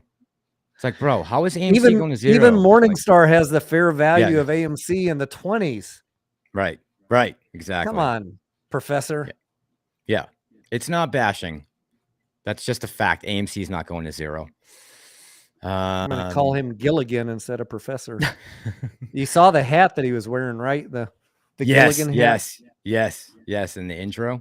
Yeah. Who was he? Who was that supposed to be? Who was he trying to be? What was that? Let's just go with Gilligan. All right. That sounds good.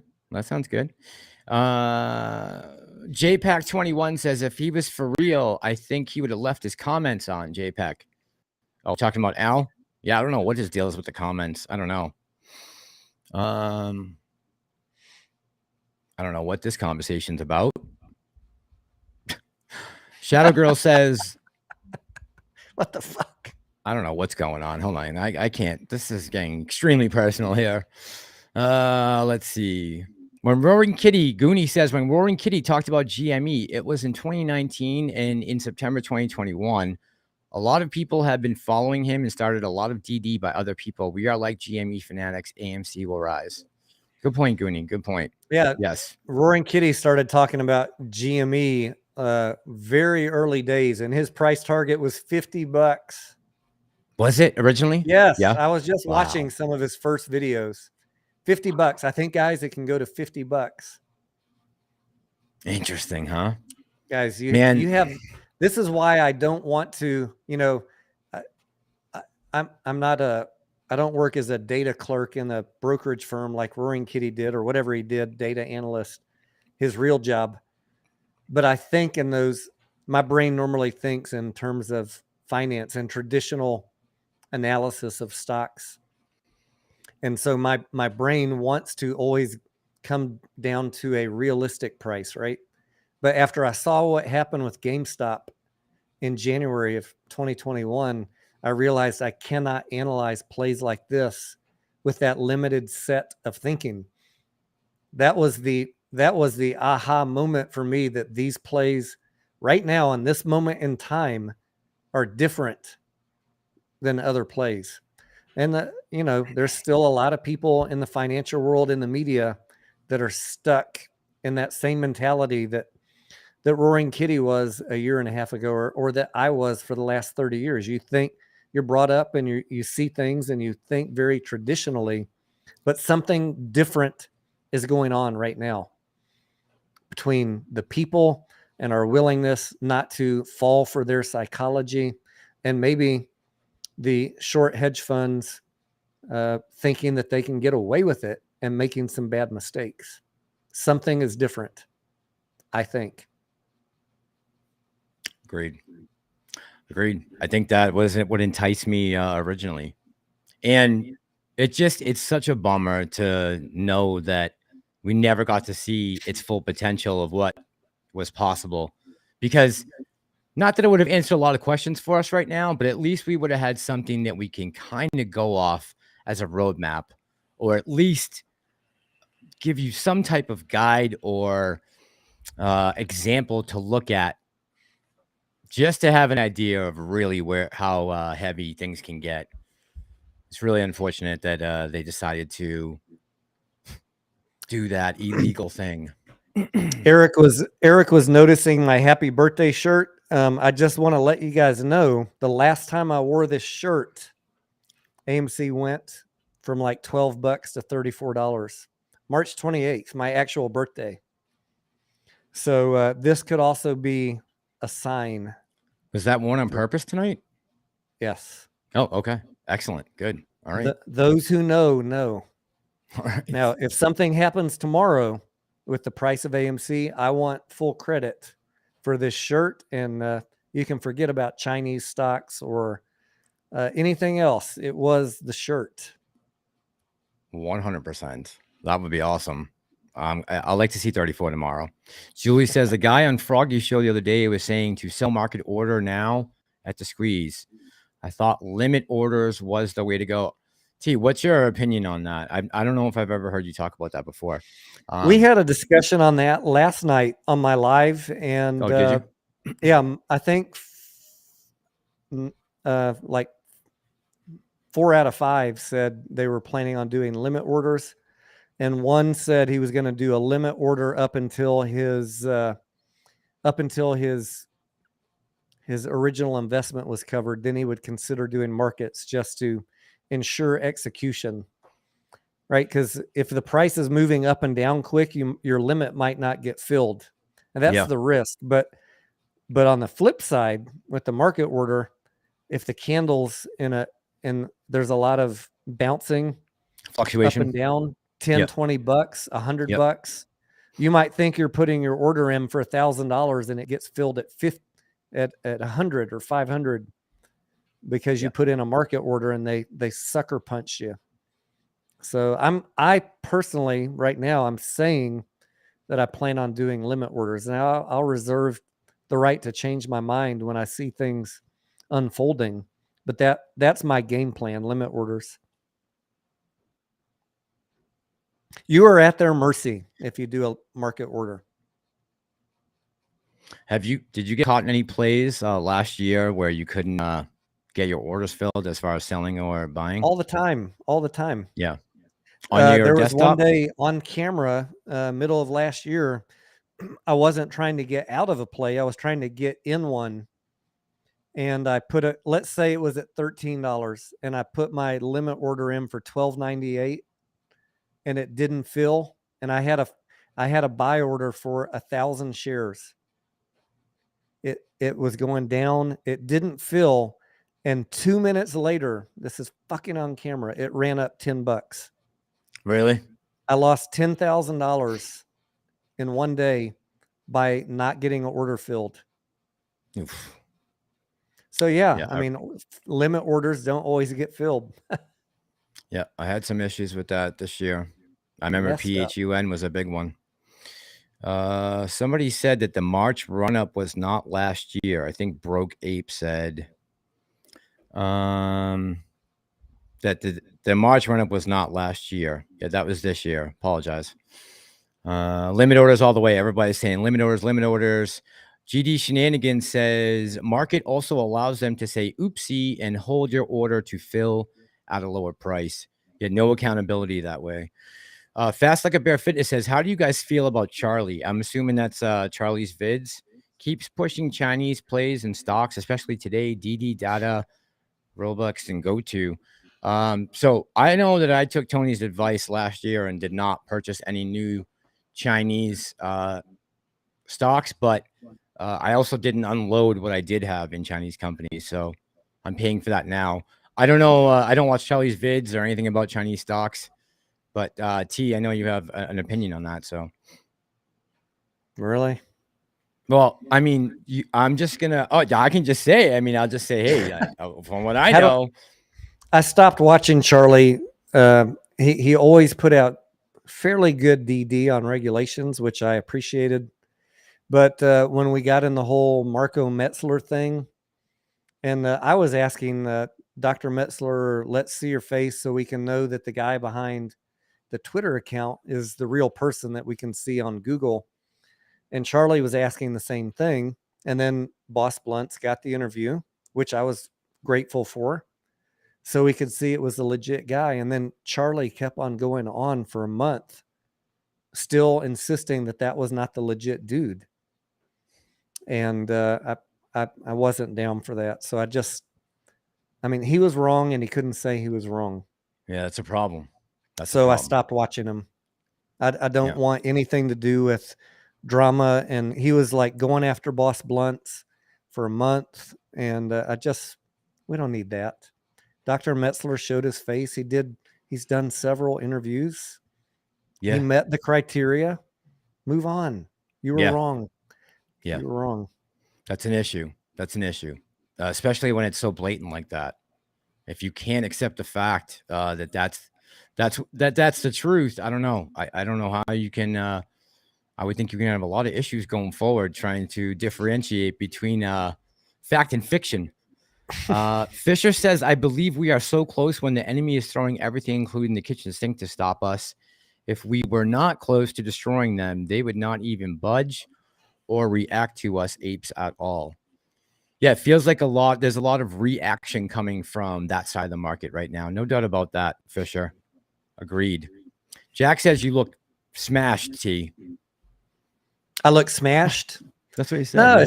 It's just the evening. I'm relaxing. You know, I'm not worried about making money or having to answer 1,000 due diligence questions. And I'm about to go crack that peanut butter whiskey. So can you excuse me for 1 second while I go grab the bottle from the West Wing? Yes, sir. I'll be right back. Anthony, Anthony, we just talked about some of the Ortax data.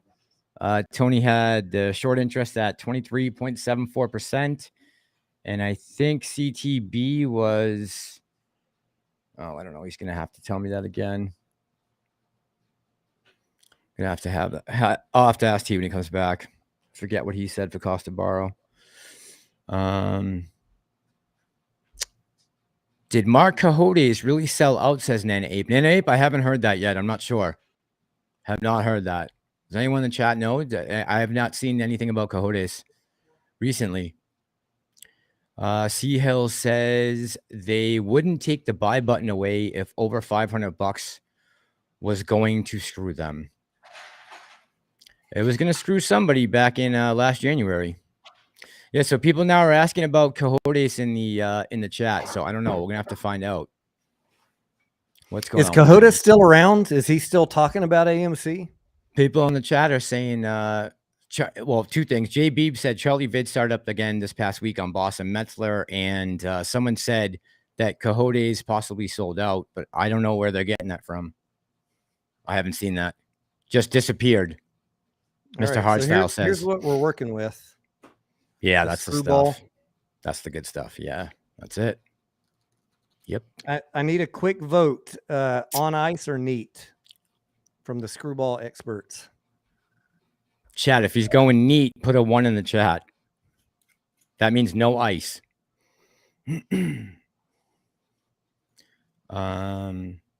Clark says, Boss Blunts was saying today we should see June 3rd executive order bring some positive results in AMC over the next couple of weeks. Yeah, I think Clark, he was always kind of on that storyline. I think he always was in the belief that it was going to take a little bit of time after the actual June 3rd date. I got lots of ones coming up, Tony, in the chat. Someone said neat than ice. I'm already ready. For both. Lots of ones. I'm gonna try both. How about I make everybody happy? You know what I think it is? Because peanut butter is never served cold, really. I think that's why I have an issue with drinking it on ice. All right. Just kind of tastes weird. Miss Tahiti says, Miss Tahiti. One of each, Grandpa says. Cheers, Grandpa.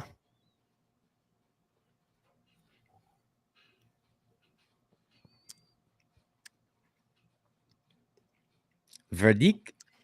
Smooth going down. Mm-hmm. Hints of peanut butter. Oh, well, I mean, it's peanut butter. And a little bite at the end. I like it. Okay. You like it? I like it. It's different, right? That's nice. Denaro approved. Very smooth. Mr. Tahiti says, I'm not letting you guys go. We have to stay together after the Moas. Neat bartender here. Trust me. Yes. We got some bartenders in the house. Me too, Mr. Tahiti, former Mrs. bartender. Tahiti. Hey, I just heard Scarlett come home. Uh-oh. Uh-oh. Scarlett, you want to come on camera? This could be a quick interaction. You want to come say hi? She just got back from yoga, so she's not feeling camera ready. Yes. Understood. Yes, Celtics are up by 11 with 9 minutes to go in the fourth. I seen. PM Righteous says, Weeble and Robinhood will not allow you to do a limit order for AMC for $1,000 and 1,000 shares. It says it's too high. Cash App will allow it. I have all 3 brokerages. Only Cash App allowed it. Well, now not allow you to do a. Oh, I've never tried that. Have you, T? Well, I don't trade stocks on Cash App because I don't even know if I trust them, and I think they're a PFOF. You know, they subcontract out their brokerage services. I'm pretty sure it's a PFOF that they subcontract to. Makes sense. But I have tried it on Fidelity, and they won't let me do it. I haven't tried it recently. Just for fun, I tried it last year. No go. Even on Active Trader Pro, if you change up the exchanges, it won't. Yeah, it said the price you entered is too far from the current price. Got it. AMC Panda says Fidelity also caps the limits on sells. Ayo says make a drink called a Tony DeLorean. That's a pretty good name. I like that. I was thinking maybe this mixed with a little chocolate liqueur and make like a Reese's type drink. Like a Godiva? Yeah. Godiva liqueur. Yeah, you could do a shot. Sure. Layer it. Oh, yeah. What's up? When are we going to be done with the live? We don't know yet. After you come on camera. What'd she say? She said you promised you would get off soon after I got home from yoga. Time we got. All right. My time is coming to a close, but I'll stretch it a few more minutes. Okay. Clark says, I think a lot of retail has woke up to the serious corruption that's going on in the stock market, and specifically in AMC and GameStop. Yeah, so Clark, I was saying about Jeff's video today, Jeff Forbes' video. He was saying in that little 3-minute video we did today that 3 things he wanted to see come out of this play. That was make some money, everyone to be whole who might be red right now in AMC, and for the market to be fixed for future generations to come, right? And I think everybody in this play, at one point or another, this has crossed their mind and said to themselves, this isn't right, and could be one of the reasons why they've stayed in this long. I know it's got one of the reasons why I'm still here. All right. We downed the neat. Now we're going to do the on the rocks. Someone I saw said, try it with jelly ice cubes, like grape jelly ice cubes. And someone else said with Bailey's. I could see it with Bailey's. Grape jelly ice cubes. That sounds good. Yeah, that's different. That's different. Don't forget, the truth says, where would you guys want to stay in the Florida Keys? Have you been in the Florida Keys? I've only been there once. I've only stayed in Key West. The one time I've been there. The only time I've been to the Keys was on a cruise where we stopped for half a day on our way to the Caribbean. Okay. And it's on my list of places to go back to. We've talked about it on the live stream before. In fact, what's the festival, guys, in the Keys that's coming up later this year? There is a festival which looks like it'd be a hella good party. But I don't know if I want to go to the Keys for a festival and be in a New Orleans type atmosphere, or if I want to go just to kind of like have it to myself. Yeah. Yep. You know, understood. I've gotten to the point, like with New Orleans, I like to go when no one else is there because you can't get in any restaurant. Everything's a mess. Yep. And now throw the pandemic on top of it. Yeah. And yeah, gunfights. Yeah. I mean, Fantasy Fest. Is that it? Fantasy Fest. That sounds right. Yeah, that sounds right. But it is on Maggie, have a good night. List. Thank you, Maggie. What's that to you? It's on my list. I want to go back and spend like a week there and do some snorkeling, and just hang out. I love Florida. Yeah, Keys are nice. Keys are nice. Deborah says, Karen said, thank you, President Trump, for calling out the corruption with GME and AMC. I'm still not sure exactly how Trump, I understand how Trump fits into it, but I just don't understand. I can't make that line directly from Trump and Citadel and AMC. AMC Biggums did a pretty good job, pretty good video on ISS withholding from Adam Aaron. Oh, Biggums did one too? I heard Tony Denaro did one also. Yeah. I'm not sure which one's better. I haven't seen Biggums. I didn't know Biggums did one. I had a question over here from Keto Genesis. What's up, brother? Can you guys talk about all the loaned shares they're holding? Is it an insurance policy to slow the squeeze? We were kind of talking about that, throwing around some ideas. Yes, it could be. Somebody could be hoarding them because they want to get them while they're still cheap so they could slow down the squeeze. Or if we go the other direction, what if a good guy is holding them to make it more expensive for the shorts? I mean, the possibilities are literally endless, and I have no idea.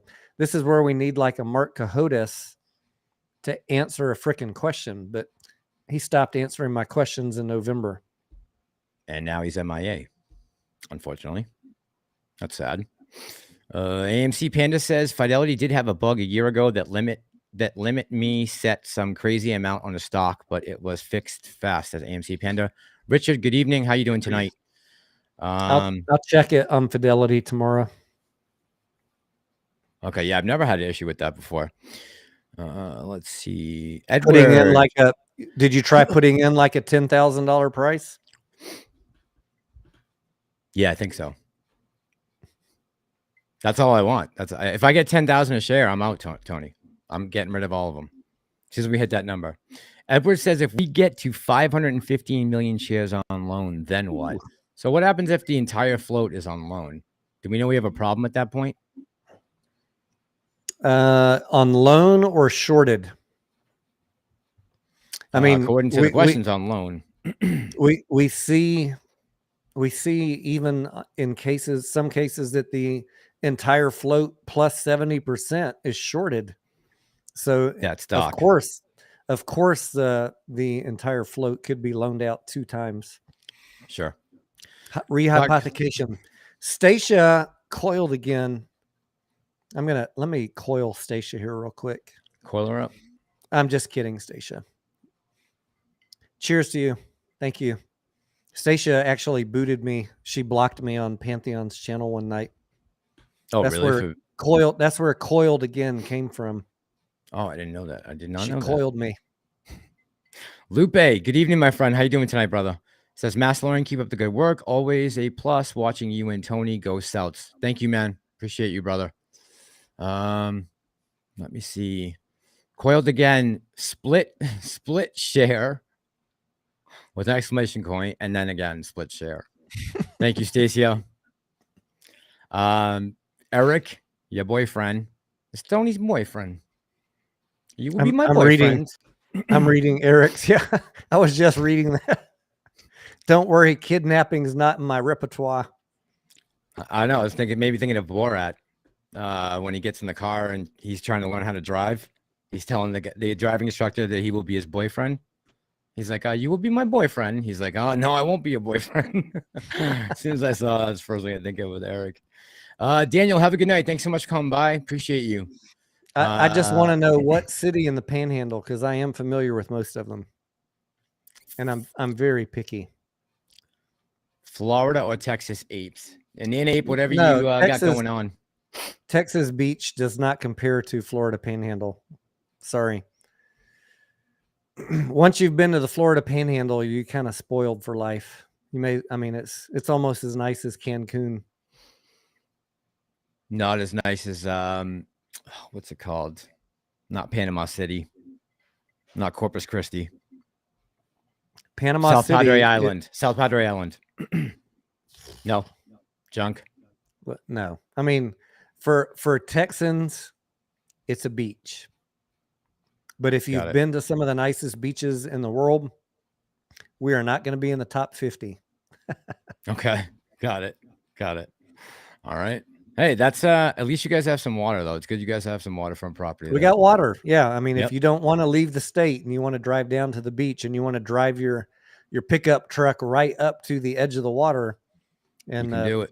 Yes, you can do it.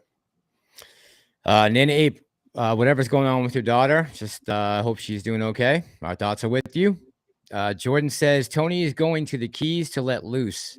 Insert ha gee meme. Oh man. Who wrote that? Who wrote that? Where did I just get that from? That was pretty funny. Eric, Jordan. Yeah. Eric is our comedy relief on the evening chat, so people get confused sometimes. Billy I actually pay him to come in here and write comments just to get people riled up. Who, Jordan? No, Eric Bissell. Oh, your boyfriend. Billy 87 says, Mass, just curious, is there still any possibility of getting Jon Stewart to back us up? What happened to Jon Stewart? He like disappeared from covering all. Here's the weird thing. I've subscribed to him and nothing's come up in my feed for him. I can't remember the last time I saw something on my feed come up since he stopped talking about the stock market. Pretty much, I just never got a notification.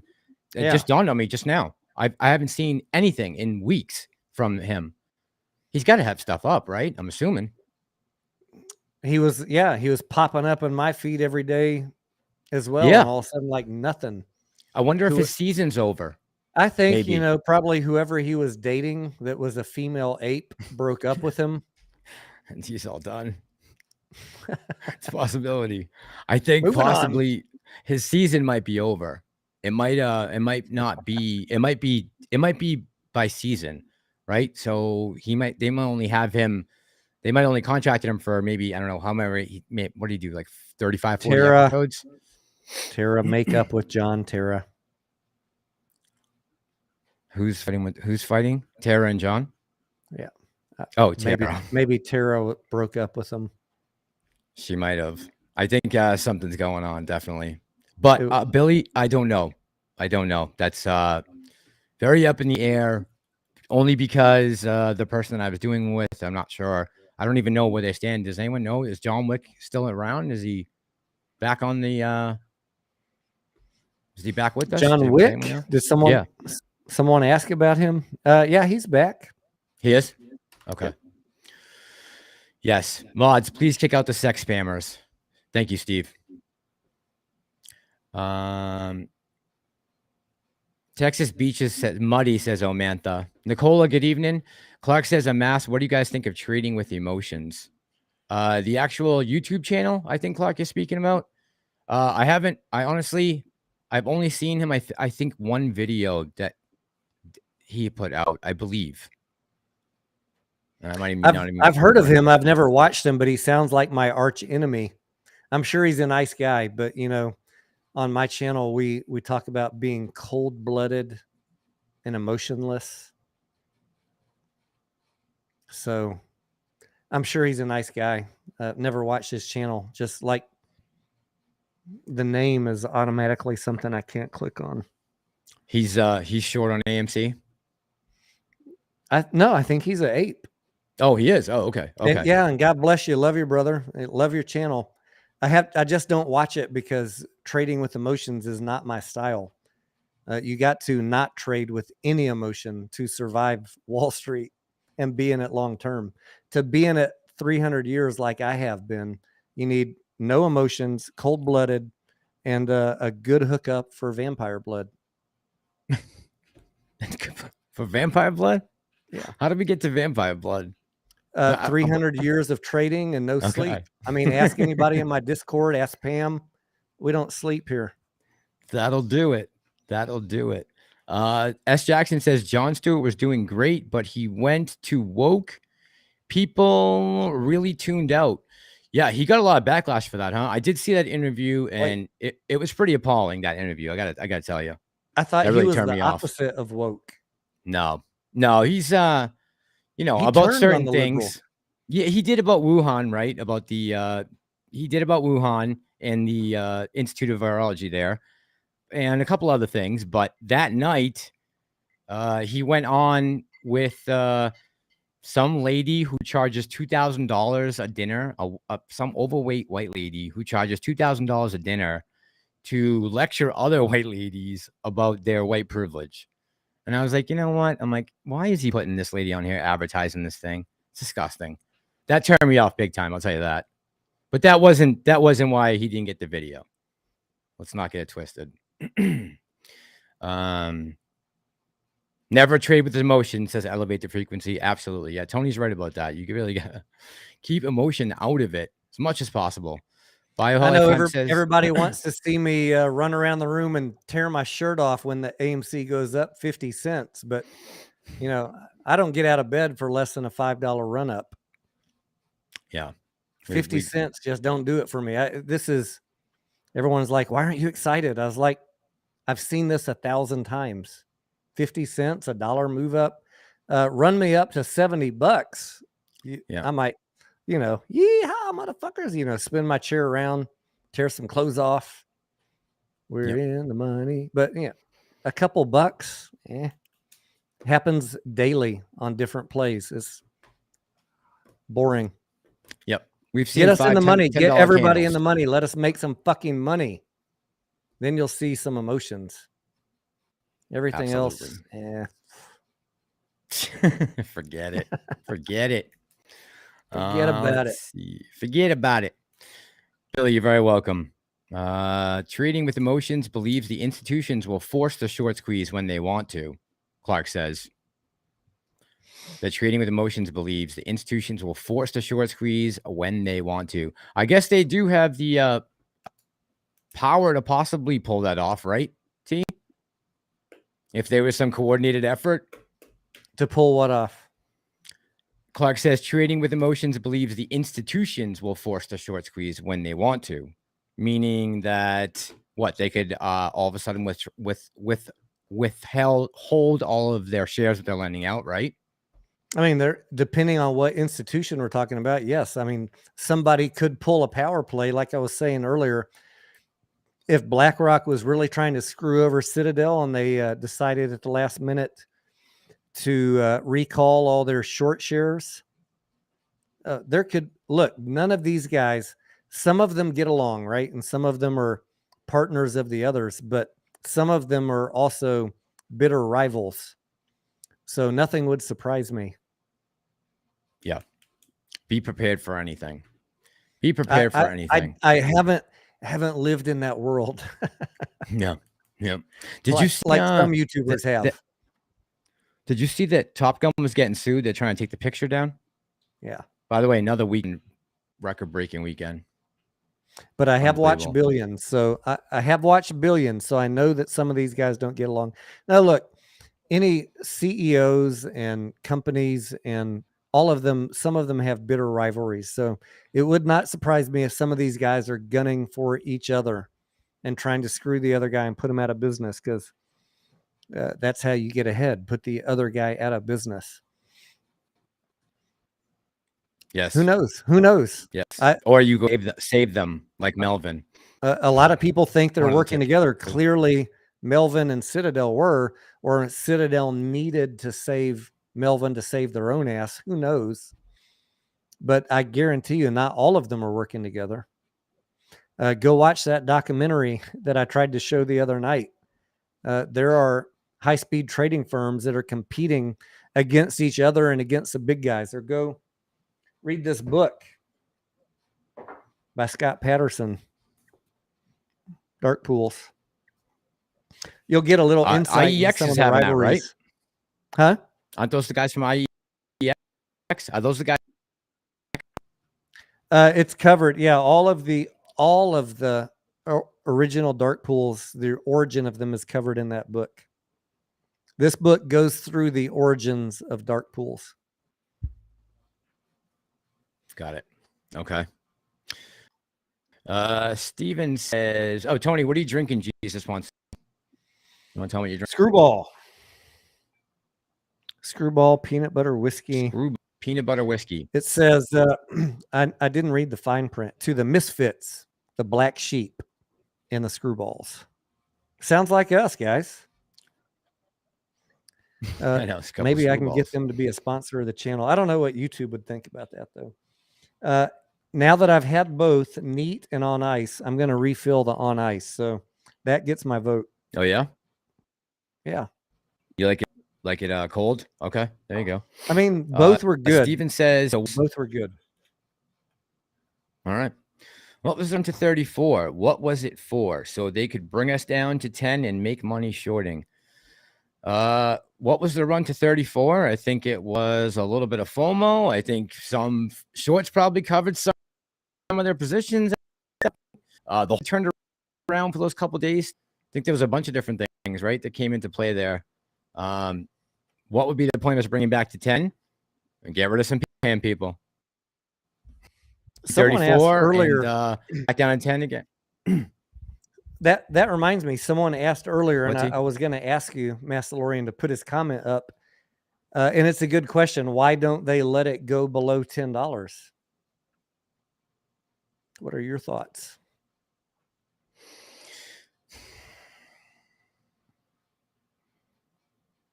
I'm trying to think of a monetary reason that they wouldn't do that. What would be their fiduciary Or do you want me to reason go first? So do you want me to go first? So someone Yeah, doesn't why don't say you I'm go correcting first? you?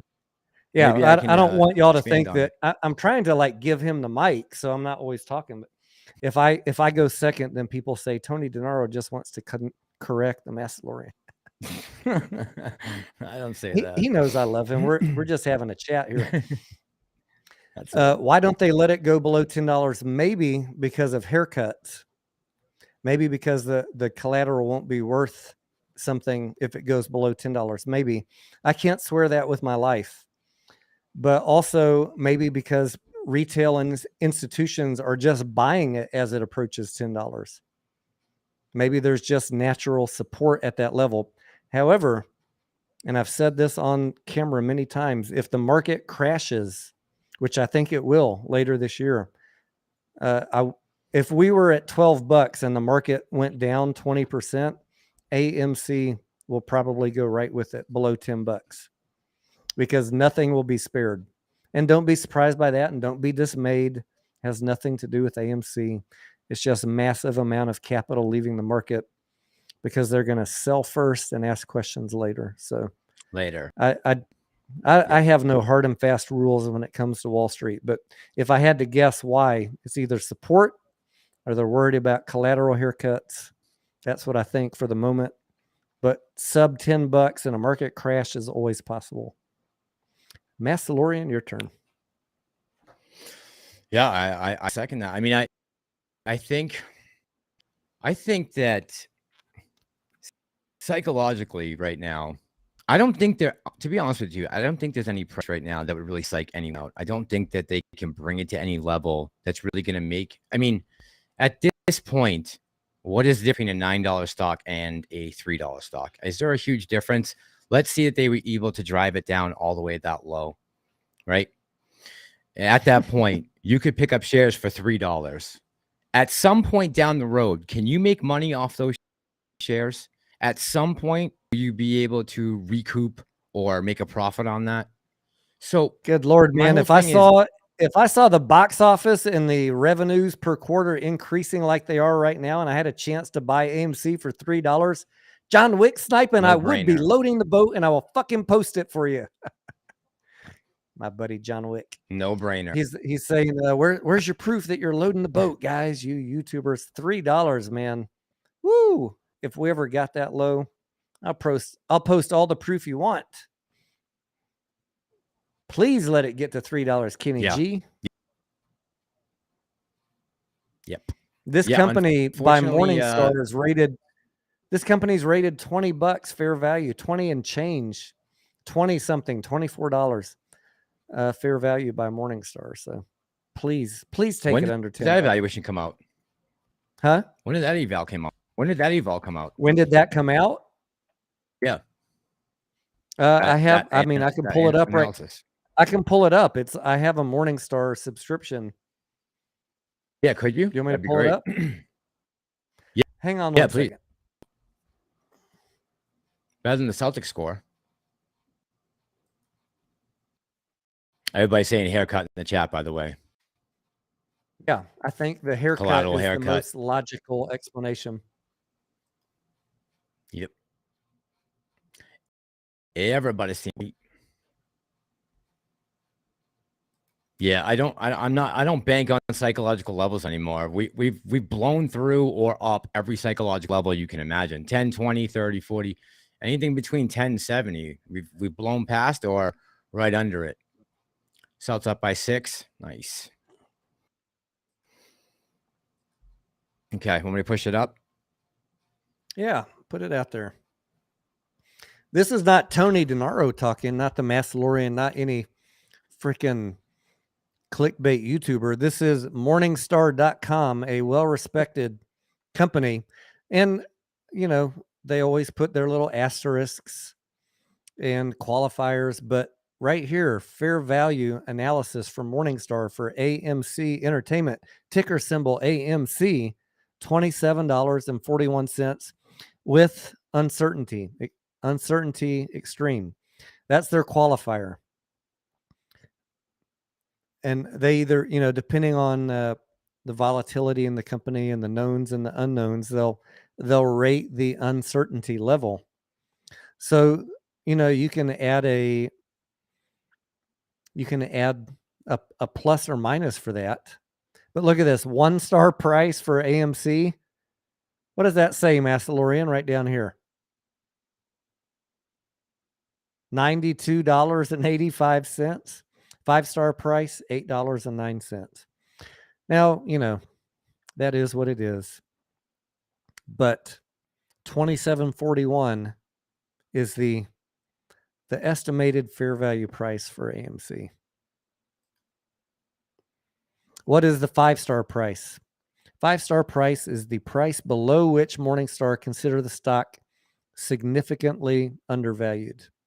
A superscript Q indicates the price was determined by quantitative model. I don't really look at the 5-star and 1-star prices on a squeeze play, but as you can see right here, they're saying AMC is at a 51% discount. Go ahead, you freaking bears and you hater channels. Say whatever you want. Laugh at us tomorrow night when you do your live streams. But you always say we never put up any evidence. Tell us how horrible Morningstar is and have fun with that. How wrong they are, yeah. They can't argue with, no one can argue with Morningstar. They'll try. I know they'll try. I'll be featured on the Bear channels tomorrow. We're going to have our Q2 numbers come back. And well, at that point, we still could be possibly talking about record-breaking movies at the same time happening between Jurassic Park and Thor and the Buzz Lightyear movie. I mean, I just don't understand how you could comfortably sit there and tell me that AMC is a good stock to short right now. I don't know. That's why I want NORLUND to come on and debate it. Dig in their grave. But he won't. Yeah.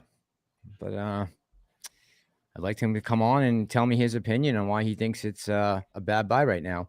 GME 2022 says, guys, you really think AMC will MOAS? CEO friend with Wall Street billionaire. She'll get so much halt. GME will end MOAS. No more money for AMC apes. I think that's why I got into GME 2022. Just in case. The GME lovers are so funny to me because, you know, I own both and I love all stockholders of both. But I don't know who it was, Jackson Hunter or somebody posted a tweet today. And they just can't pass an opportunity up. You know, they'll bitch at you on Twitter. Don't tag GME with your AMC nonsense. I get that. If you're posting an AMC news article on Twitter, don't tag GME on it. But why do you feel the need to go on someone's AMC tweet and reply in the comments, GME's the only play? Like, you guys are so freaking two-sided. Or is it one-sided? You know what I'm saying? You know what I'm saying? One-sided. Yeah. Yeah. They can't help themselves but to go into an AMC live stream and talk shit and say GME's the only play. Both are the play. They're both going to run. Either one could have the catalyst. embrace it, Yep. own it, love it. It's okay. We're all going to be so fucking rich. Yeah, those two are locked at the hip, so we got to start getting used to it. I think a lot of people have come to accept that fact, but there are still some holdouts, right? A few holdouts. Numberless says I know Jackson left. it's just an extreme vocal few, but good Lord, these guys drive me nuts. Can't we all just get along? Get along. There's Numbers plenty of letter squeeze says money out there. there is. There's plenty of money. Jackson left AMC and now asks for AMC holders for money. Jackson left AMC. I haven't seen that. Maybe he did. I haven't seen it. No, he was just on here a couple days ago. AMC yeah. Tonight. Yeah. AMC Panda says, when is the GME stock split? They haven't, there's no date or anything on the split, correct?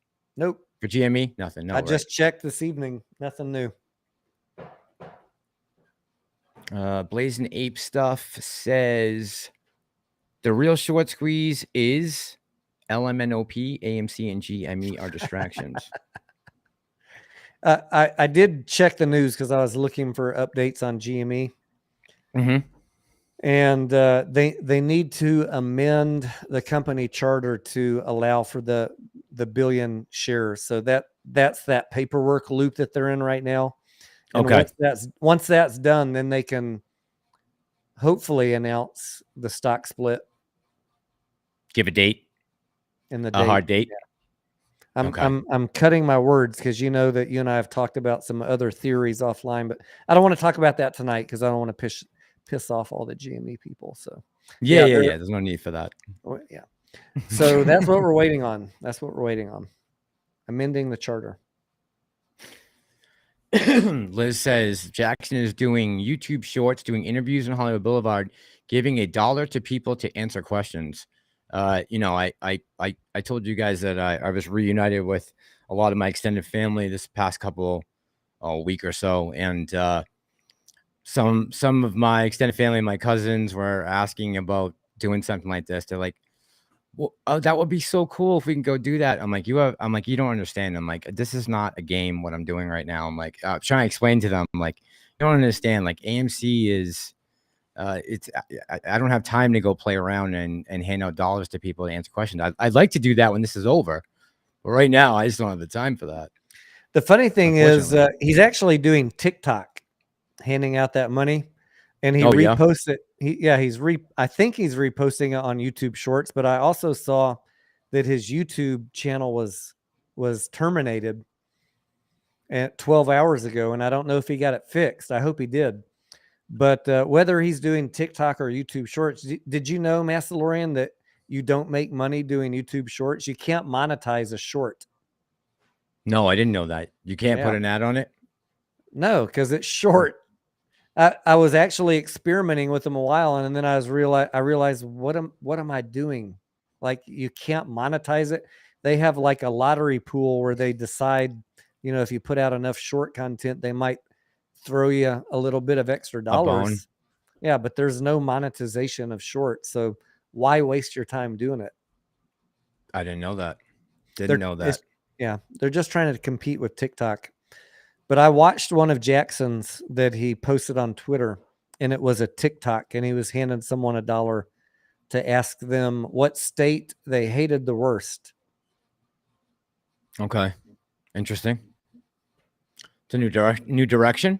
Like I said, I owe Jackson because he was one of the guys who kept me in this play. Mr. Heedy says, a good guy. He's a good guy. Mr. Heedy says, so if we buy into GME now, we will receive split anyone. Yes, ma'am. That is correct. As long as it did get approved. We're just waiting on a date, right? Assuming that they do a split. Yep. Assuming that they do a split. But yes, as of right now, no date of record has been announced. Mr. Heedy, there you go. So yeah, if you want to get in, Mr. Heedy, do it now. I'm actually down right now on GME. I should be buying shares, trying to get my cost average down. His YouTube channel is just up. He just posted 45 minutes ago, says Steven. Okay. Good to know. Good to know. Lordy says, good morning from Germany to both of you. Do you think volume is drying up for AMC? God damn it. And retail isn't buying anymore because costs for living are up. Thank you in advance. So, Lordy, I'll just talk about this real quick now and give it to Tony. Do we think volume is drying up for AMC because retail isn't buying? So I think the whole market overall, Lordy, is experiencing the same effects of a huge gap or void where a bunch of stimulus money used to be pumped into the market is now gone. You also have interest rates that are up. You have inflation. We got CPI data coming out, what, tomorrow, right? CPI data comes out tomorrow? Friday. There's a lot of things at work here. I don't believe it's one thing in particular. I don't believe retail is giving up and not buying anymore. I know I'm trying to think, well, let's see. When was the last time I bought? It's actually been a couple weeks now, right? I went over to go change the bank account over. Yeah, it's been about 2 weeks. So, but I think it's all those things in combination and in accordance with each other. What about you, T?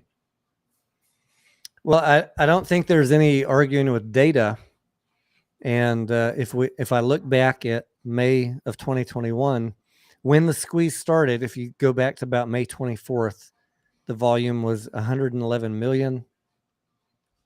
Then I'm just going to give you the data and then we can talk about it. Sure. 101 million, then 200 million, then 375, then 700 million. And the peak day was 750 million. We're at 50 million right now. And I started the count there at 111. So just going off of data, you cannot argue that volume is lower. For sure.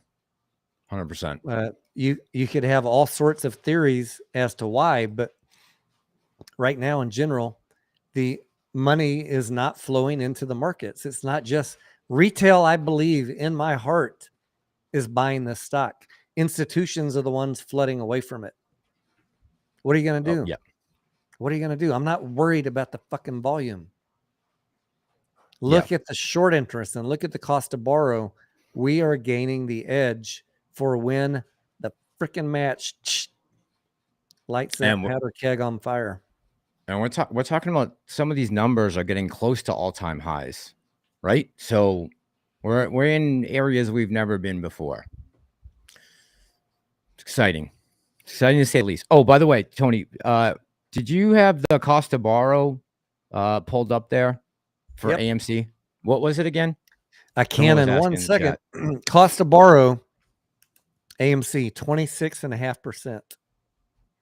Okay. I feel like that changed from when I looked at it earlier. Anyways, cost short interest was 23, right? Huh? Short interest was 23, right? Yes, sir. 23.68% estimated. I mean, we're right around there. Those are good-looking numbers. 10th and 24th of May. C Hill says, Dubiwa 420. I think they will. We voted for it, so they really can't go against that. They just have to figure out what split and how. And C Hill, I think you're talking about the GME split. Yeah, that's been voted on. That's a done deal. Done deal. Let's see. Dana, good evening. Good evening. How are you tonight? Let's see. You know what else I'm looking at? We were due yesterday for a exchange reported short interest update. The last one was we haven't gotten one. 24th of May. Okay. That was 2 weeks ago. That will be pretty interesting. Yes. Sorry Reg to interrupt says, you. No, you're good. You're good. Reg says it's been months since we have had 2 days green, 2 days in a row green. I think he wants to say. Yeah, guys, if you remember to hit the like button, either when you come out or go in or now, if you remember, that would be great. The last video was doing really well. with the likes. Emmanuel says, I've been averaging down from 43 to now $19. Wish to be at 13 in the near future. Hey, Emmanuel, you keep your cost averaging down, you will be there, man. That's a nice jump from 43 to 19. That is beautiful. Nicola says, when AMC squeezes, I will take. All right, sounds good, Nicola. I'm ready for dinner. I'm actually starving right now. Wait, what? Someone's taking you to dinner? They offered after the squeeze, though. Not now. Not now. After the squeeze. Not till after. Squeeze first, then eat. BC, their assets becoming worthless, which is part of what they're using for margin requirements, says Rudy. Let's see. S. Jackson says, I think it will be 3-1 on the split, I'm assuming. Yeah, nice. Good job there, Emmanuel. That's awesome. Lordy says, thank you for answering the question. Best wishes from Germany. Off to work now. And most of all, thank you for your good work. Lordy, thank you for stopping by with us from Germany. Appreciate you, man. Very much. Thank you, Lordy. Lordy, look who's 40. Shadow Girl. No, I am single, Shadow Girl. So I am ready to be taken to dinner. Anytime. This is turning into the dating channel. No, that's almost loose. getting That's as good as my OnlyFans page. No, this is they got Lou's love line for that. I can't get on that bandwagon. Six Sun said that's the highest it's ever been. Six Sun, what? Short interest or cost to borrow? Short interest can't be highest it's ever been. Right? You're gonna make me tab back to that again? No. Yeah, I'll check one We've second. said it 10 times. Stephen, have a good night. Thank you very much. Thank you very much. Robert says I'm seeing a 7-1 GME split. Mike says 3-1 is thought what you heard. They haven't actually said a number, have they? No number. They can still go against the vote if I'm not mistaken. Mike says, is that true, T? Yeah, I mean, GME shareholders authorized them 1 billion shares. What they do with it is now in their hands. And if you want to know, no, I'm not going to say it. Yes, nothing has been approved other than 1 billion shares. You got to stop the story right there. You'll know the rest when you know. Yep. And definitely, I know me and Tony talked about this the other day offline, but I actually already made a thumbnail for a video about this. So stay tuned. Just went on long on the like. Thank you, Rudy. PDX Dave says, I'm here now. You can start the stream. Let's see. There is absolutely zero chance, says Wilbur Doge. We're going 7-1. Go ahead, T. You know why the cost to borrow on Ortex, for some reason, the line does not show up correctly. Like it's showing the average cost to borrow right now. Oh, wait. Maybe I have the wrong one. Cost to borrow, average new, average returned. It was showing like a different number. Cost to borrow, average. Yeah, the number that they're showing in that little table that we look at is not on the line chart. So interesting. I can't tell. I can't tell what the historical was. All right.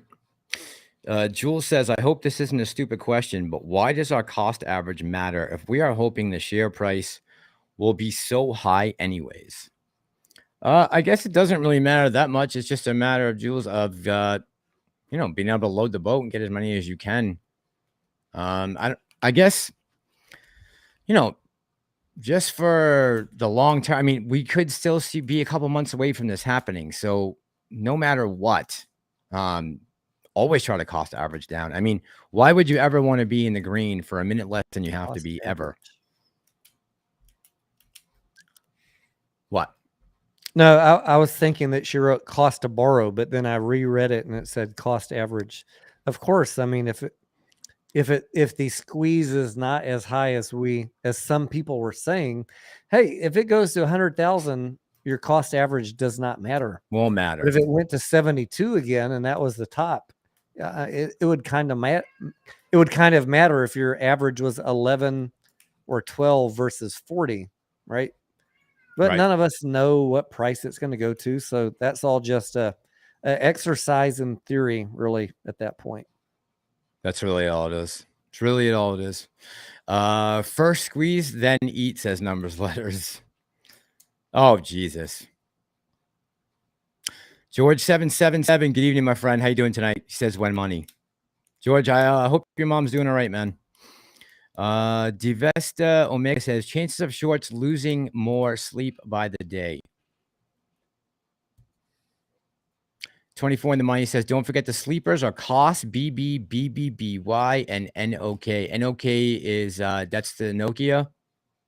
Is that Nokia's ticker? NOK? Or is that some weird Asian stock that I'm not aware of?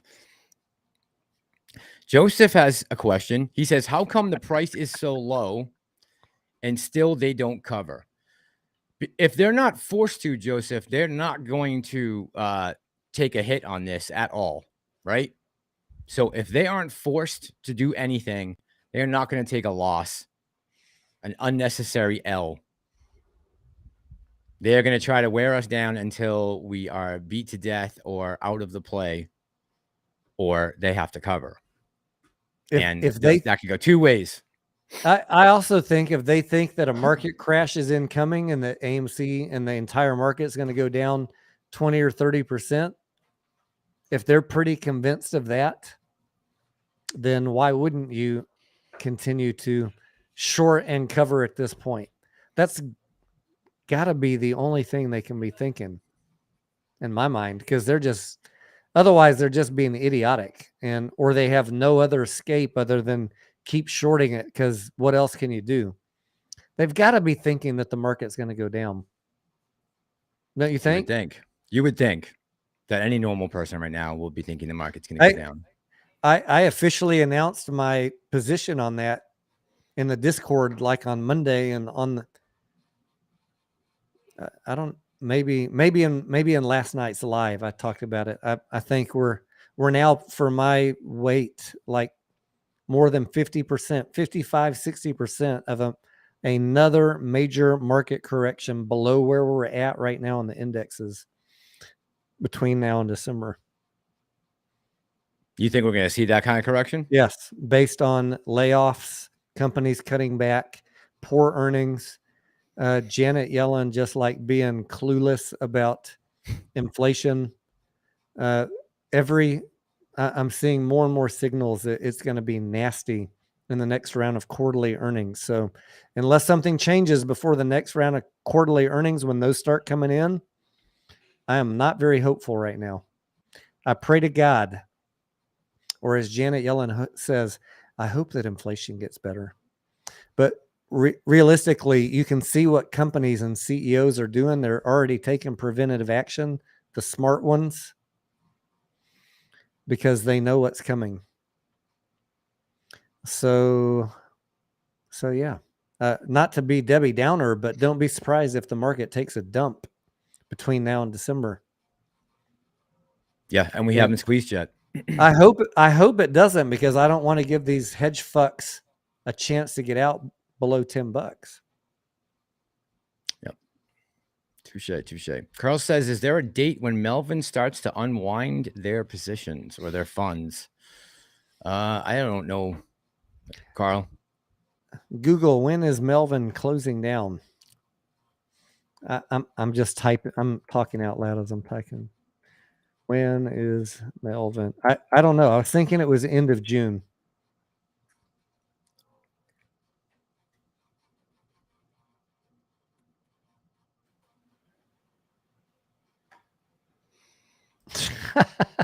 Massalorian, $100 if you guess what website came up first. What's the word you typed in? No, you don't get to type it in and check me. Just right now, answer me. When I said, when is Melvin Capital closing down? What's the first website that came up? Motley Fool. No. No. Who? It was Frank Nez. Oh, okay. The opposite, the other end, the other end of the spectrum. The clickbait king. Yep. Yep. Clark says, do you think that we will go past the midterm elections before the short squeeze starts in AMC? I don't know, Clark. That is just a really tough question to answer because I have no idea what these people are thinking. I don't know who's running the country in reality. I know who's coming to the podium and who they announce as the president, but I don't really know who's making the calls. That's a really hard thing to try to figure out with this administration. All right. I found one article. All it says is he would stop charging management fees beginning June 1st. But there's no, in this first article I clicked on that was from Reuters or CNN, there is no actual mention of a date of when he's closing it down. But you would imagine that if he's stopping charging management fees, that he's not going to be around too much longer after that. Too much longer, you would think. Right? If he's not making any money, I don't know how long you can stay in business. Let's see.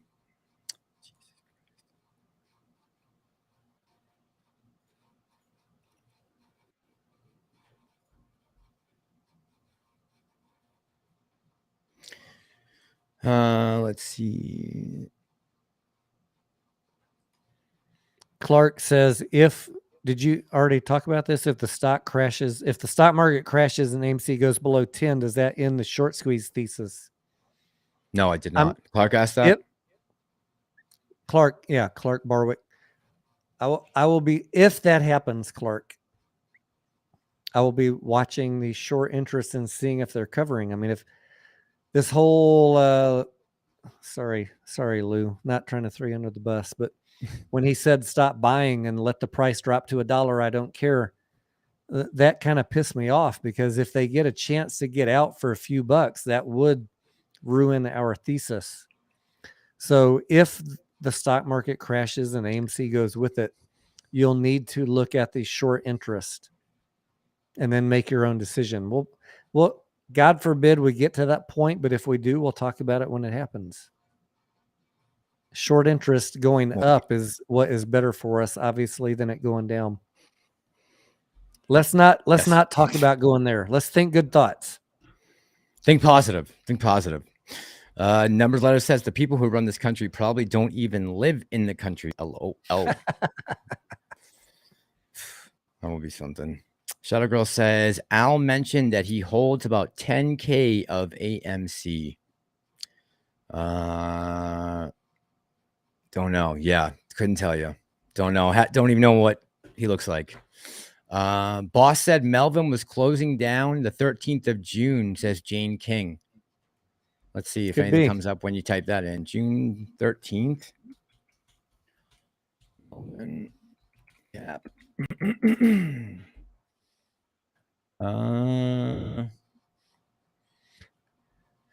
13 billion. It's 13 billion that he got wiped out. I don't see anything with it. Oh, wait a minute. Return investors of capital at the end of June. Here we go. Apologizes for losses and says they'll have their money. So I guess that's gonna start happening probably right now, right? If they're gonna have all their money out by the end of June. Is that what the article you pulled up says? Yeah. I am sorry. I got this. They're closing everything out now. I apologize. What a F up. Okay. Sorry, chat.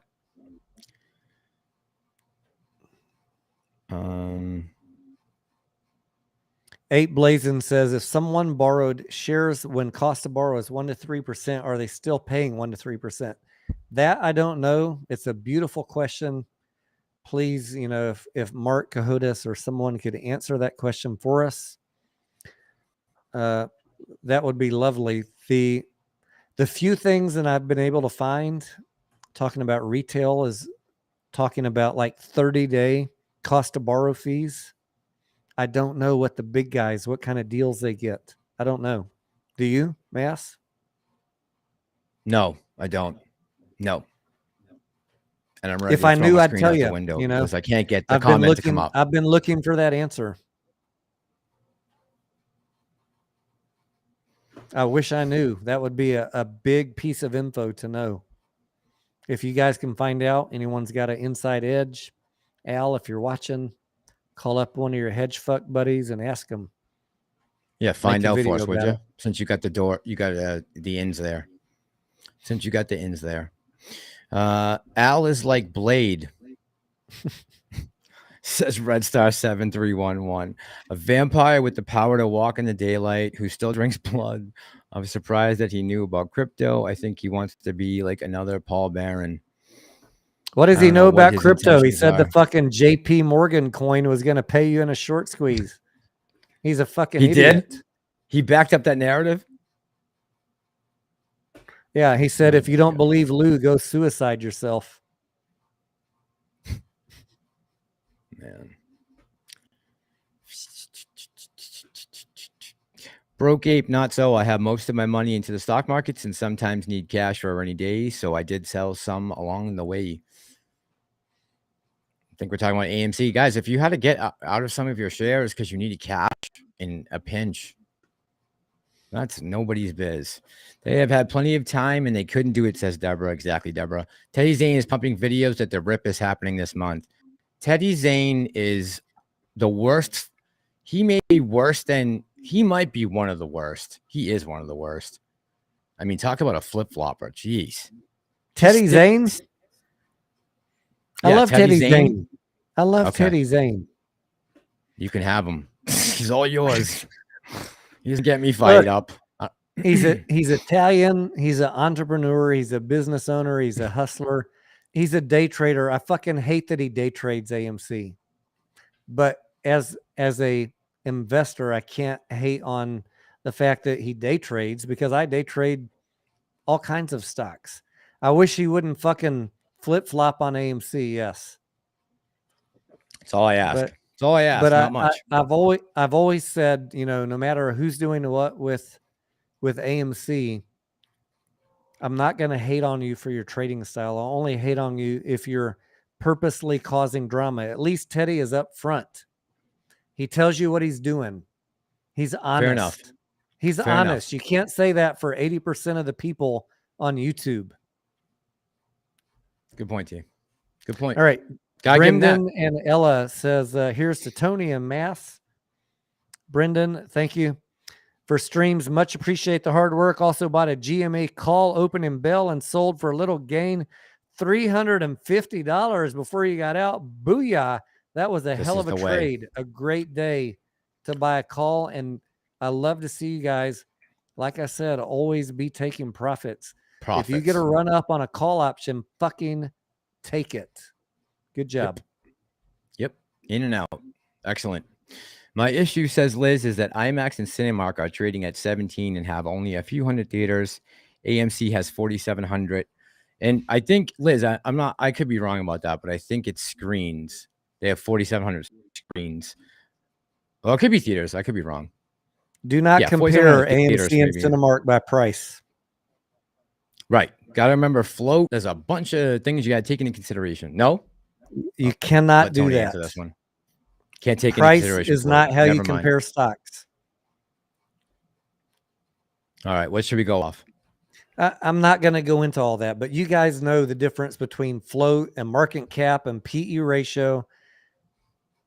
All of those measurements exist for a reason, because price is not a comparison factor between stocks because of float, because of authorized shares, because of issued shares. You cannot because of the position they're possibly in. Can they offer a dividend? Are they still possibly going bankrupt? You could have a company with 1 million shares and a company with 100 million shares, and both be at $17. Which one's more valuable? If you can't answer that question off the top of your head, then go back and read into market cap, and then apply some earnings to that, and then rewrite the question and ask yourself the question again. Earnings per share. Just look into that stuff, guys. It's a lot more complicated than just looking at price. Yeah, I wish it was that easy. Wish it was that easy. Yeah, it sucks because there is nothing really like AMC out there. There's nothing comparable to that size of a theater chain in the world. Cinemark's so much smaller. Their stake in the theater industry is just tiny compared to AMC. And I think IMAX is even a smaller portion than that. But yeah, there's so many factors, right, Liz? You got to take into consideration with that crap. Can't just base it off the price. But I understand the frustration. I get it. Believe me, I get it.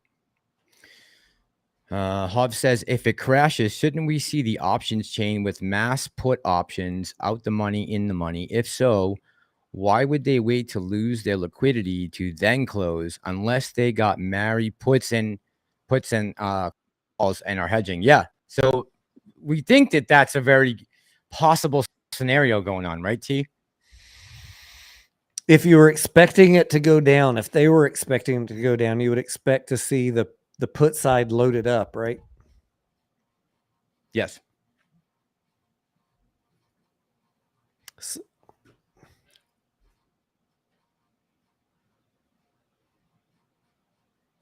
So he's saying, so why would they wait to lose their liquidity to then close? I mean, they're going to make money. If it goes down more, they're going to make money. So the only thing I can answer as to why they're not closing right now is they got to think it's going lower. Either they know something we don't know, or they're just that arrogant. I don't know which one it is. We'll find out together. We're gonna all know sooner than later what is going on. And they could be doing that, Hub. Like, don't take that for granted that they are matching up those puts. Jake says, would margin calls start with a market crash? Possibly. Margin call, market crash could cause margin calls. Absolutely, 100%. Could be something totally different, right? Doesn't have to be a market crash necessarily. Could be a real strong pullback. Do we agree with Rico about Citadel controlling crypto, to start controlling crypto? So after watching Tony's video, I would say no.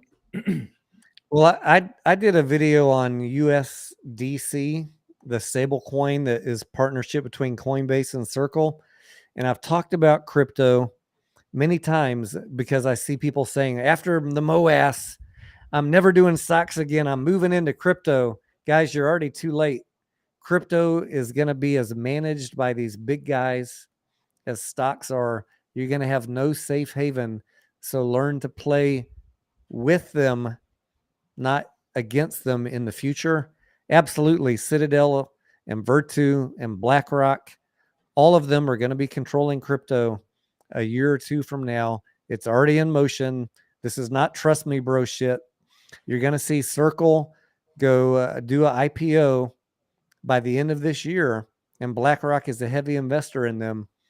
And nothing, every bank, no matter Jamie Dimon, all these guys, Ken Griffin that are telling you they don't believe in crypto and it's black magic, yada. That's all bullshit. They want to scare you out. They're buying in cheap, and they're all lining up the cards in their favor, and they are all going to be controlling crypto. Absolutely. Yes, I agree with Rico. 100%. Crypto's going nowhere. Nowhere. Tony, what do you think about a community-funded Bloomberg terminal? Is something like this possible? Would it be worth it? Says Apes Blazing does stuff. Just real quick, T, do you mind if I just tell him?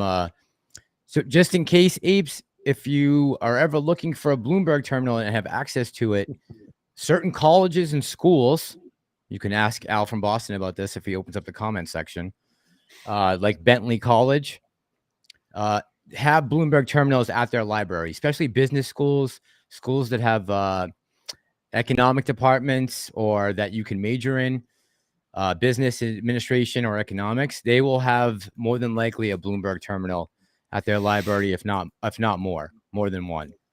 That's something you can always look into. But T, what about the community thing?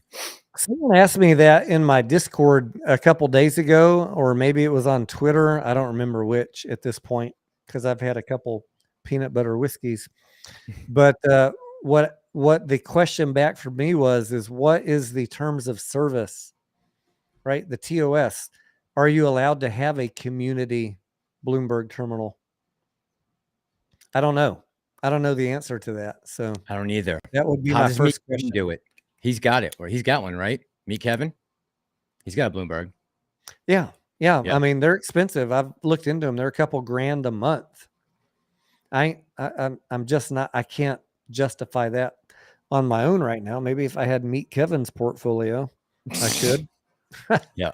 But as far as community funded, I don't know who's going to own it. It's pretty much a virtual terminal these days. Back in my days, back in the 1960s, you know, it used to be a machine, but now it's all, you just log in. Right. So I don't know, how do they control who's logging in? How many accounts can be logged in at the same time? IP addresses, I have no idea. But if you guys can find out the answers to that and get back with us, we can have a further discussion on that. Who do you trust? Who do you trust to send a couple thousand a month as a community to pay for that and then give you on a frequent enough basis the information that you're wanting? Or do you think you're all going to have the login? I don't know. How's it going to work? I don't know.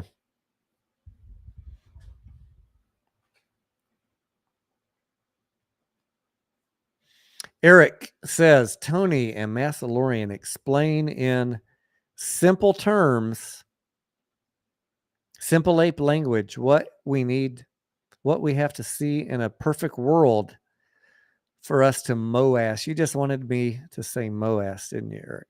In other words, step by step, what do we need to see happen?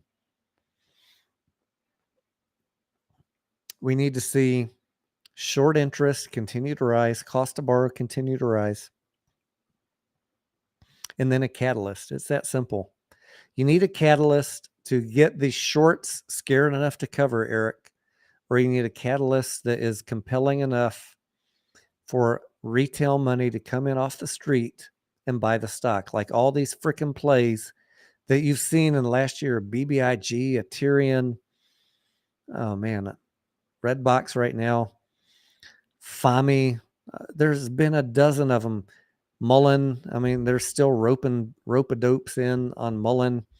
You need something to get people to believe in it.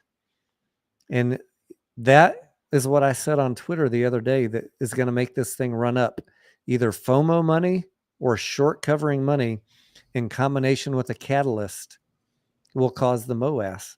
And the more you can run it up, the more of these hedge funds that are short will get sucked into being forced to cover. If we only run up a little bit and only one little guy has to cover, it's going to be a shitty short squeeze. We need to get all of them. We need to get all of them. We need a big run up. I don't know. What do you think, Mass? Are we going to get all of them? I just want you to stay in your chair. If the catalyst is right, we can rope in all of them. What were you speaking on? All the shorts? What is it going to take to make the MOAS happen? Oh, I saw that. FOMO and short covering. You guys are already an advantage. You're not FOMOing at this point, right? You know to buy at $12. The FOMOs are the people that are not paying attention, that are going to see AMC's up 50% and it's on their leaderboard for the day. Oh shit, jump on that one. Yep. That's the FOMO people. And Genler said it in both, well, at least the report that they put out in September. Genler said that what we saw happen in June, what we saw happen in January was strictly FOMO. There was no covering of shorts or nakeds or anything out there, right? That came out of his mouth and his team. Yeah, fuck that guy. But when the FOMO is enough that it gets the shorts to cover, look, if whatever, you know, the FOMO plus the shorts covering together will cause that beautiful squeeze that everybody really wants to see, right? The mega squeeze. I won't say MOAS, but the mega squeeze. You got to have both. Yeah. I want to see all new time highs. And then we'll start talking. Peter Thiel will become the richest person in the world by 2032. Palantir will control cryptocurrency data and regulations / security. Wilbur, I couldn't disagree with you there. I'm holding on to my Palantir. Is that the Palantir CEO? No, that's Carp. Thiel has some involvement with Palantir, though. He might be on the board or something. I don't even know who Peter Thiel is, and I'm not ashamed to say it. He's a big time Republican donor. I think he used to be connected with PayPal. Let me see. You probably know him if you saw a picture of him. Maybe so. I mean, I've looked in a lot of these big money names. There are a lot of big money getting into crypto and getting into Circle. Yep, true. That's why. Yeah, he started PayPal with Elon. I'm going to look up his picture. Maybe I know him by face, but there are so much big money names getting into crypto. I have no fear in holding my crypto through this downturn because these guys are not putting money into crypto. Oh yeah, I know his face. I don't know much about him. These guys are not getting into crypto because they think it's going to zero. No. They're setting. I fully believe they're setting up retail right now. They've run it down to accumulate. We're in that Wyckoff accumulate pattern, and they are accumulating at your expense. Ayo says pre-FOMO at 27, FOMO at 50. And I'll say add to that FOMO at 72. When we get past that all-time high, we will be in uncharted waters. Ayo. We'll start talking. Let's see. Waiting for the Black Swan event, says Mike. Millspa. Yeah. So is Alex Karp and Palantir. That's why they bought that 50 billion in gold bullion, right? Let's see. I like Kenny's AMC as a huge PP. That's about AMC the best PP of the night. That's some good DD. Shit. That's digging deep. Who said that? Kenny sucks. No, geez, that's digging deep. You need a fundamental catalyst at the same time the short interest is through the roof. It's that simple. Right on, Steven. Right on. Keisha says, good night, Clark. Oh boy. Tony. Yes, I'm kind of unfiltered at night, Keisha. Sorry. We do it raw in the dark. Charlie Munger and Warren Buffett hate cryptocurrencies. Well, they're older than I am, and I'm pretty old, Liz. They wouldn't take any cryptocurrencies, even if it was given to them for free. This goes back to that, what I was talking about earlier, that traditional finance mindset. They hate something they can't understand.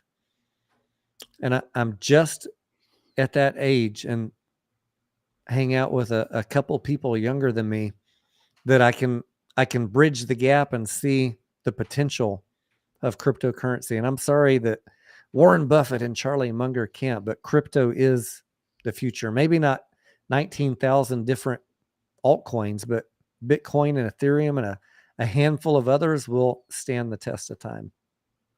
Yeah. I wish to God I hadn't got scared out of getting rid of Bitcoin when the whole thing with the Silk Road was going down. I wish I had hung on to, even if it was like 10 coins. But back at like 2017? No, yeah. Wait, before that. I mean, like 2012, 2013. Oh, early days. Yeah. I got one buddy who was trying to get me into it and tell me about Silk Road.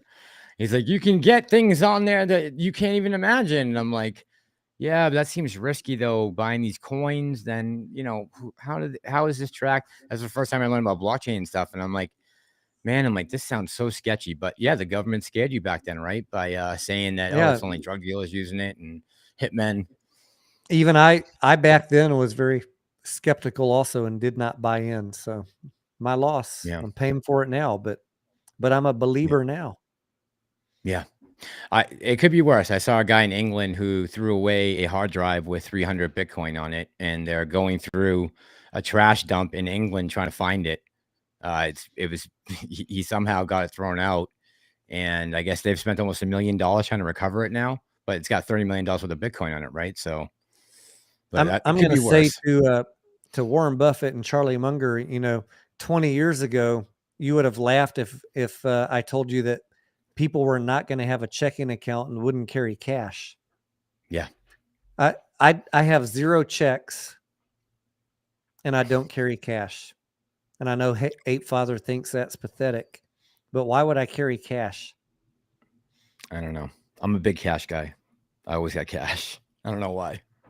Just something. But I mean, you don't need to. You don't need to No, write of checks course not. anymore. You can do everything online. You don't need cash anymore. You don't need it. You can pay for everything with a debit card or a credit card. And we're just years away, maybe 10, maybe 2, from where you could pay for everything with crypto if you want to. Fedcoin. You'll own And nothing and enjoy it. Love it. Popcoin. And Popcoin. Popcoin is the future. That's what we really need. Number letter says, if you told me a hitman was taking it, I would have too. Exactly. Optiminity says, today the stock market was bleeding, but AMC was holding strong. I'm thinking market crash won't affect us. What do you guys think? I think a market crash will affect us. Optiminity. I believe. I've been saying for a year, a market crash will affect us, and all the negative beta guys hated me for the last year. But where are they now? Market crash will absolutely affect us.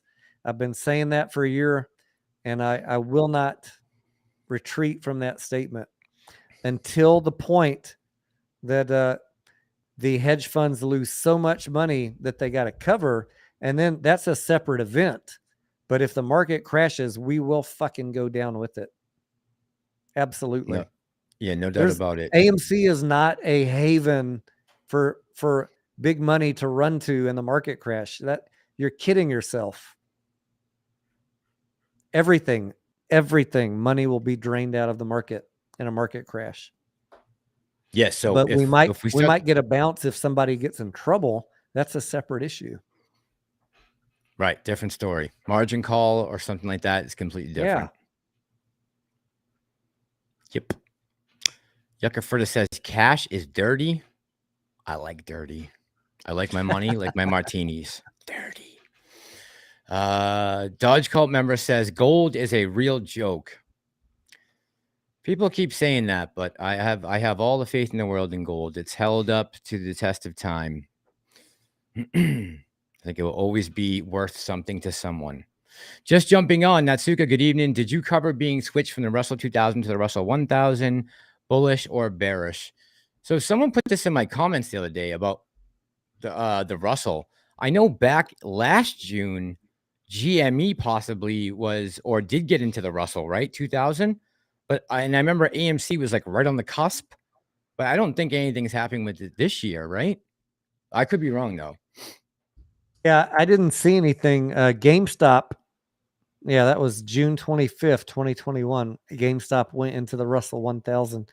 Yeah. I haven't seen any news articles about AMC, but I saw that MULLEN of all stocks was being added to the Russell 3000, maybe the Russell 2000. I'm like, MULLEN? how can MULLEN be added to any index at $1 a share?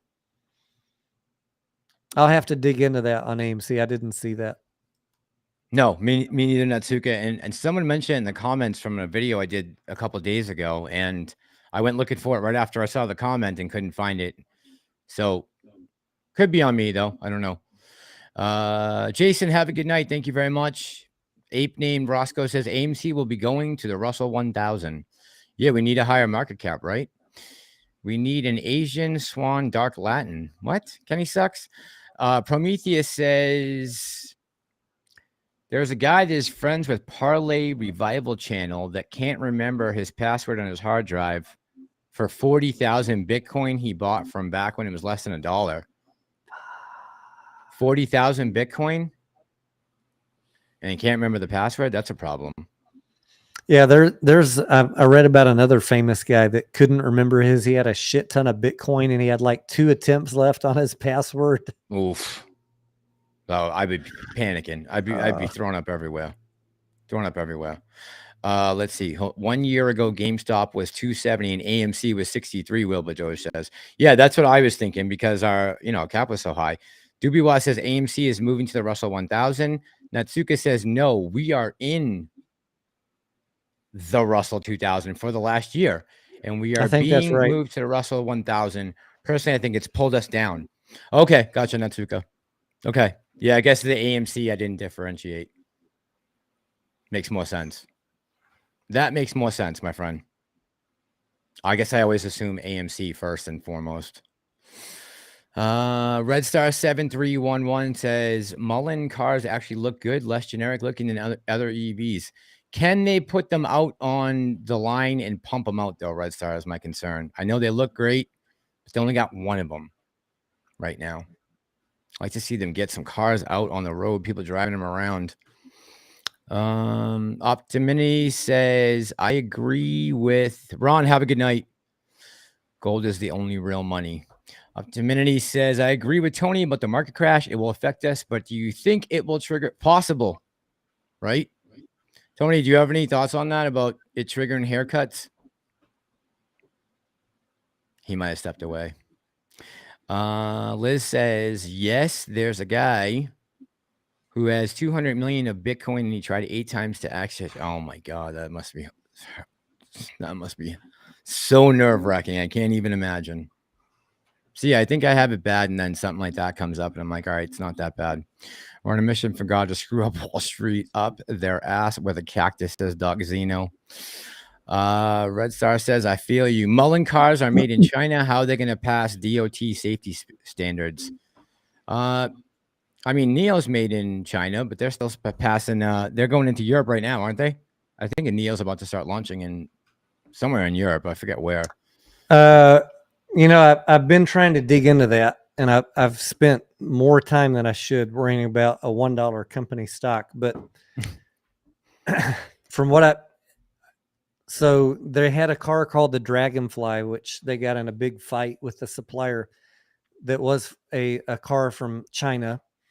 And then supposedly there are 2 vans that they have. They have 2 vans which were also ordered from China, one of each different model. But I don't have a big problem with them getting if you get the body from China and then you add all your proprietary batteries and electronics into it, I don't have a big problem with that. I don't think anyone thinks that MULLEN is building these things from the ground up. So whatever. Let them do what they do. Where's their first plant supposed to be? Where opening plant? Yeah. They have 2. I can't remember because I've had a drink tonight. Somewhere in the Midwest, I thought, right?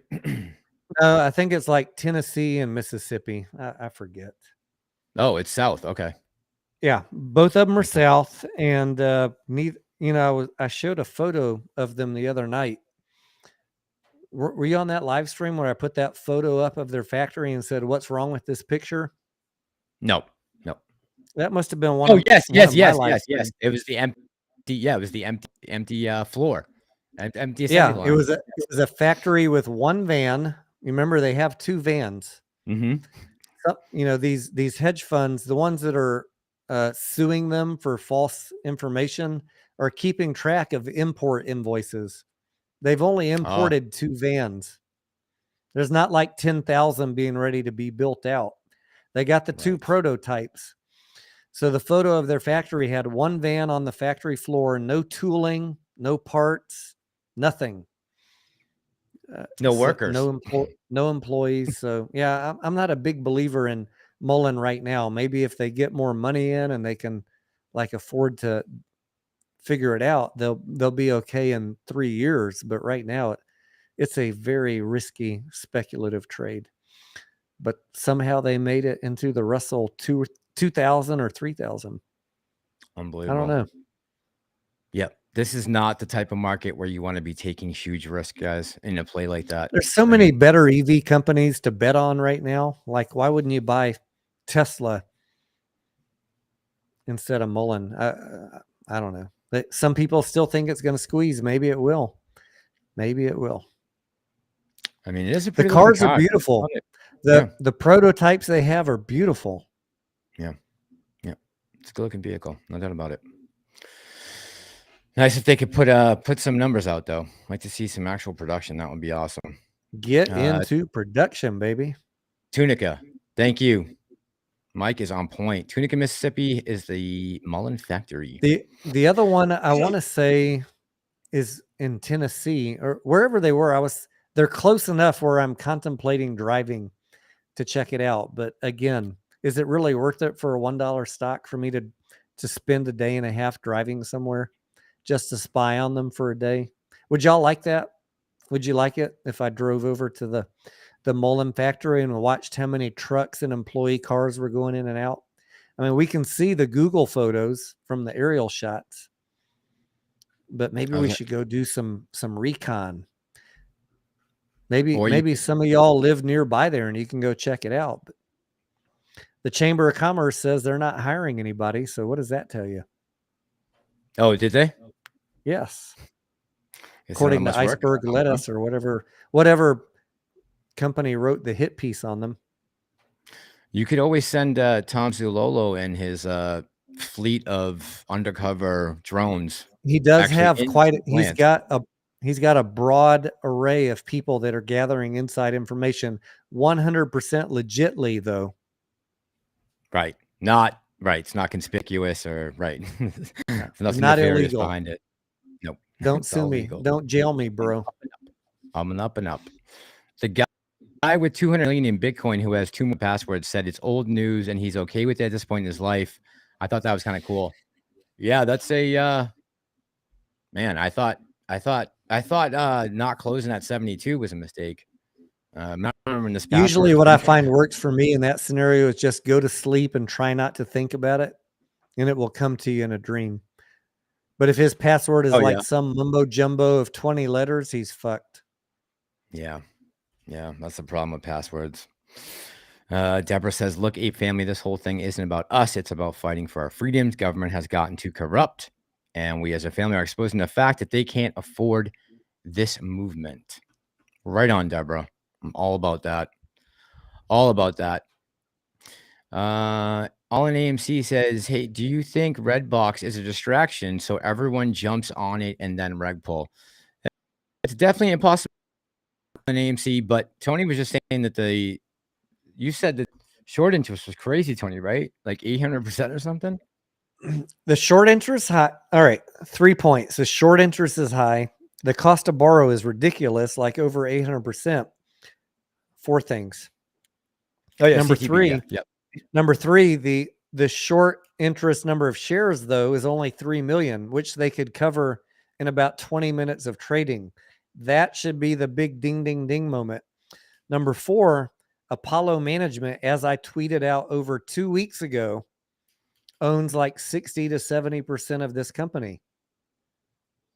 So you put all the pieces together. I've day traded REDBOX. I'm not going to tell you what to do or what not to do. I've day traded it myself, but I strongly believe it's mostly retail day trading against retail and retail day trading against retail shorts.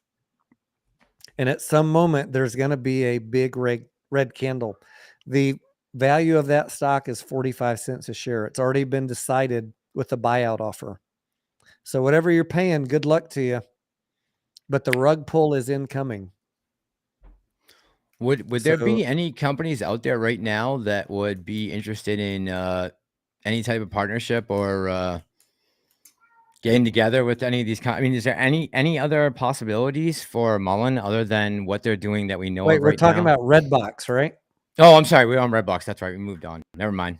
Skip that question. I forgot we moved on. Yeah, we're on REDBOX. MULLEN has a lot of opportunities. They could have a buyout. They've got ostensibly their battery technology is maybe something new and unique, which they could license it or get bought out just for their battery technology. If that's all legit, sure, there's possibilities for MULLEN. It's not a dead company, but they are going to be starving for cash. They're going to need to do more dilution, and they're not going to be in production for 2 more years, as far as I can tell. So yeah, getting something out on the road. Elevated frequency. The whole short squeeze thesis for Mullen, I'm a little more dubious on that than others. Got it. REDBOX is perfect for scalping, says elevate the frequency. Absolutely, man. Absolutely. You think when AMC squeezes, we will at least 10 times from the current man? I find it, LT, I can't believe that we would still be talking numbers right now. You know we're not going to talk numbers. But yes, of course, that's possible. Of course. Can we see $120 all day? All day, any day. Can't wait to see Jurassic Park. Yeah, that's another thing. We get movies coming, so they can go ahead and shorten this all they want. I am not worried about it. By the way, for those late night owls, I'm just going to throw you one more little tidbit that I shared in the Discord earlier today. Because REDBOX is getting so pricey, I was looking at puts. I know a lot of you are thinking, well, REDBOX is bound to fall, right? It's at $11, $10, $9. I was looking at puts on REDBOX just to see, could you make any money on that? You know what the volatility is on those? The IV is like 300 to 400%. Forget it. Which means that by like next Friday, the price would need to drop to around $2.50 or $3 from where it's at now for you to make around 100 to 150% profit, which is kind of like the minimum for me to buy an option. I've got to at minimum be able to make 100%. That's just my own personal threshold. Yep. I don't know if REDBOX will drop to $2 or $3 by next Friday. That fast? Yeah, that doesn't give yourself a lot of time, if right? If it did, it's a great play.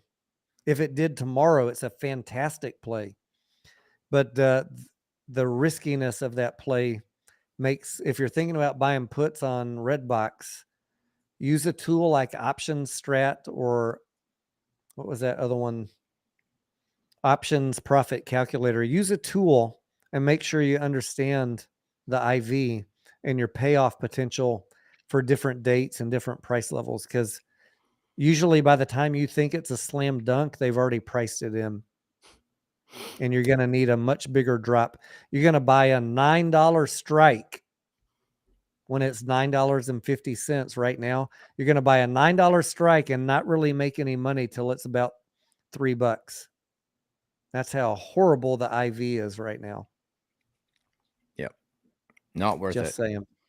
John Stonetown says Roblox, Mullen, fun, etc. are all distractions from AMC and GME. Nobody is on Twitter telling us to sell Mullen, for example.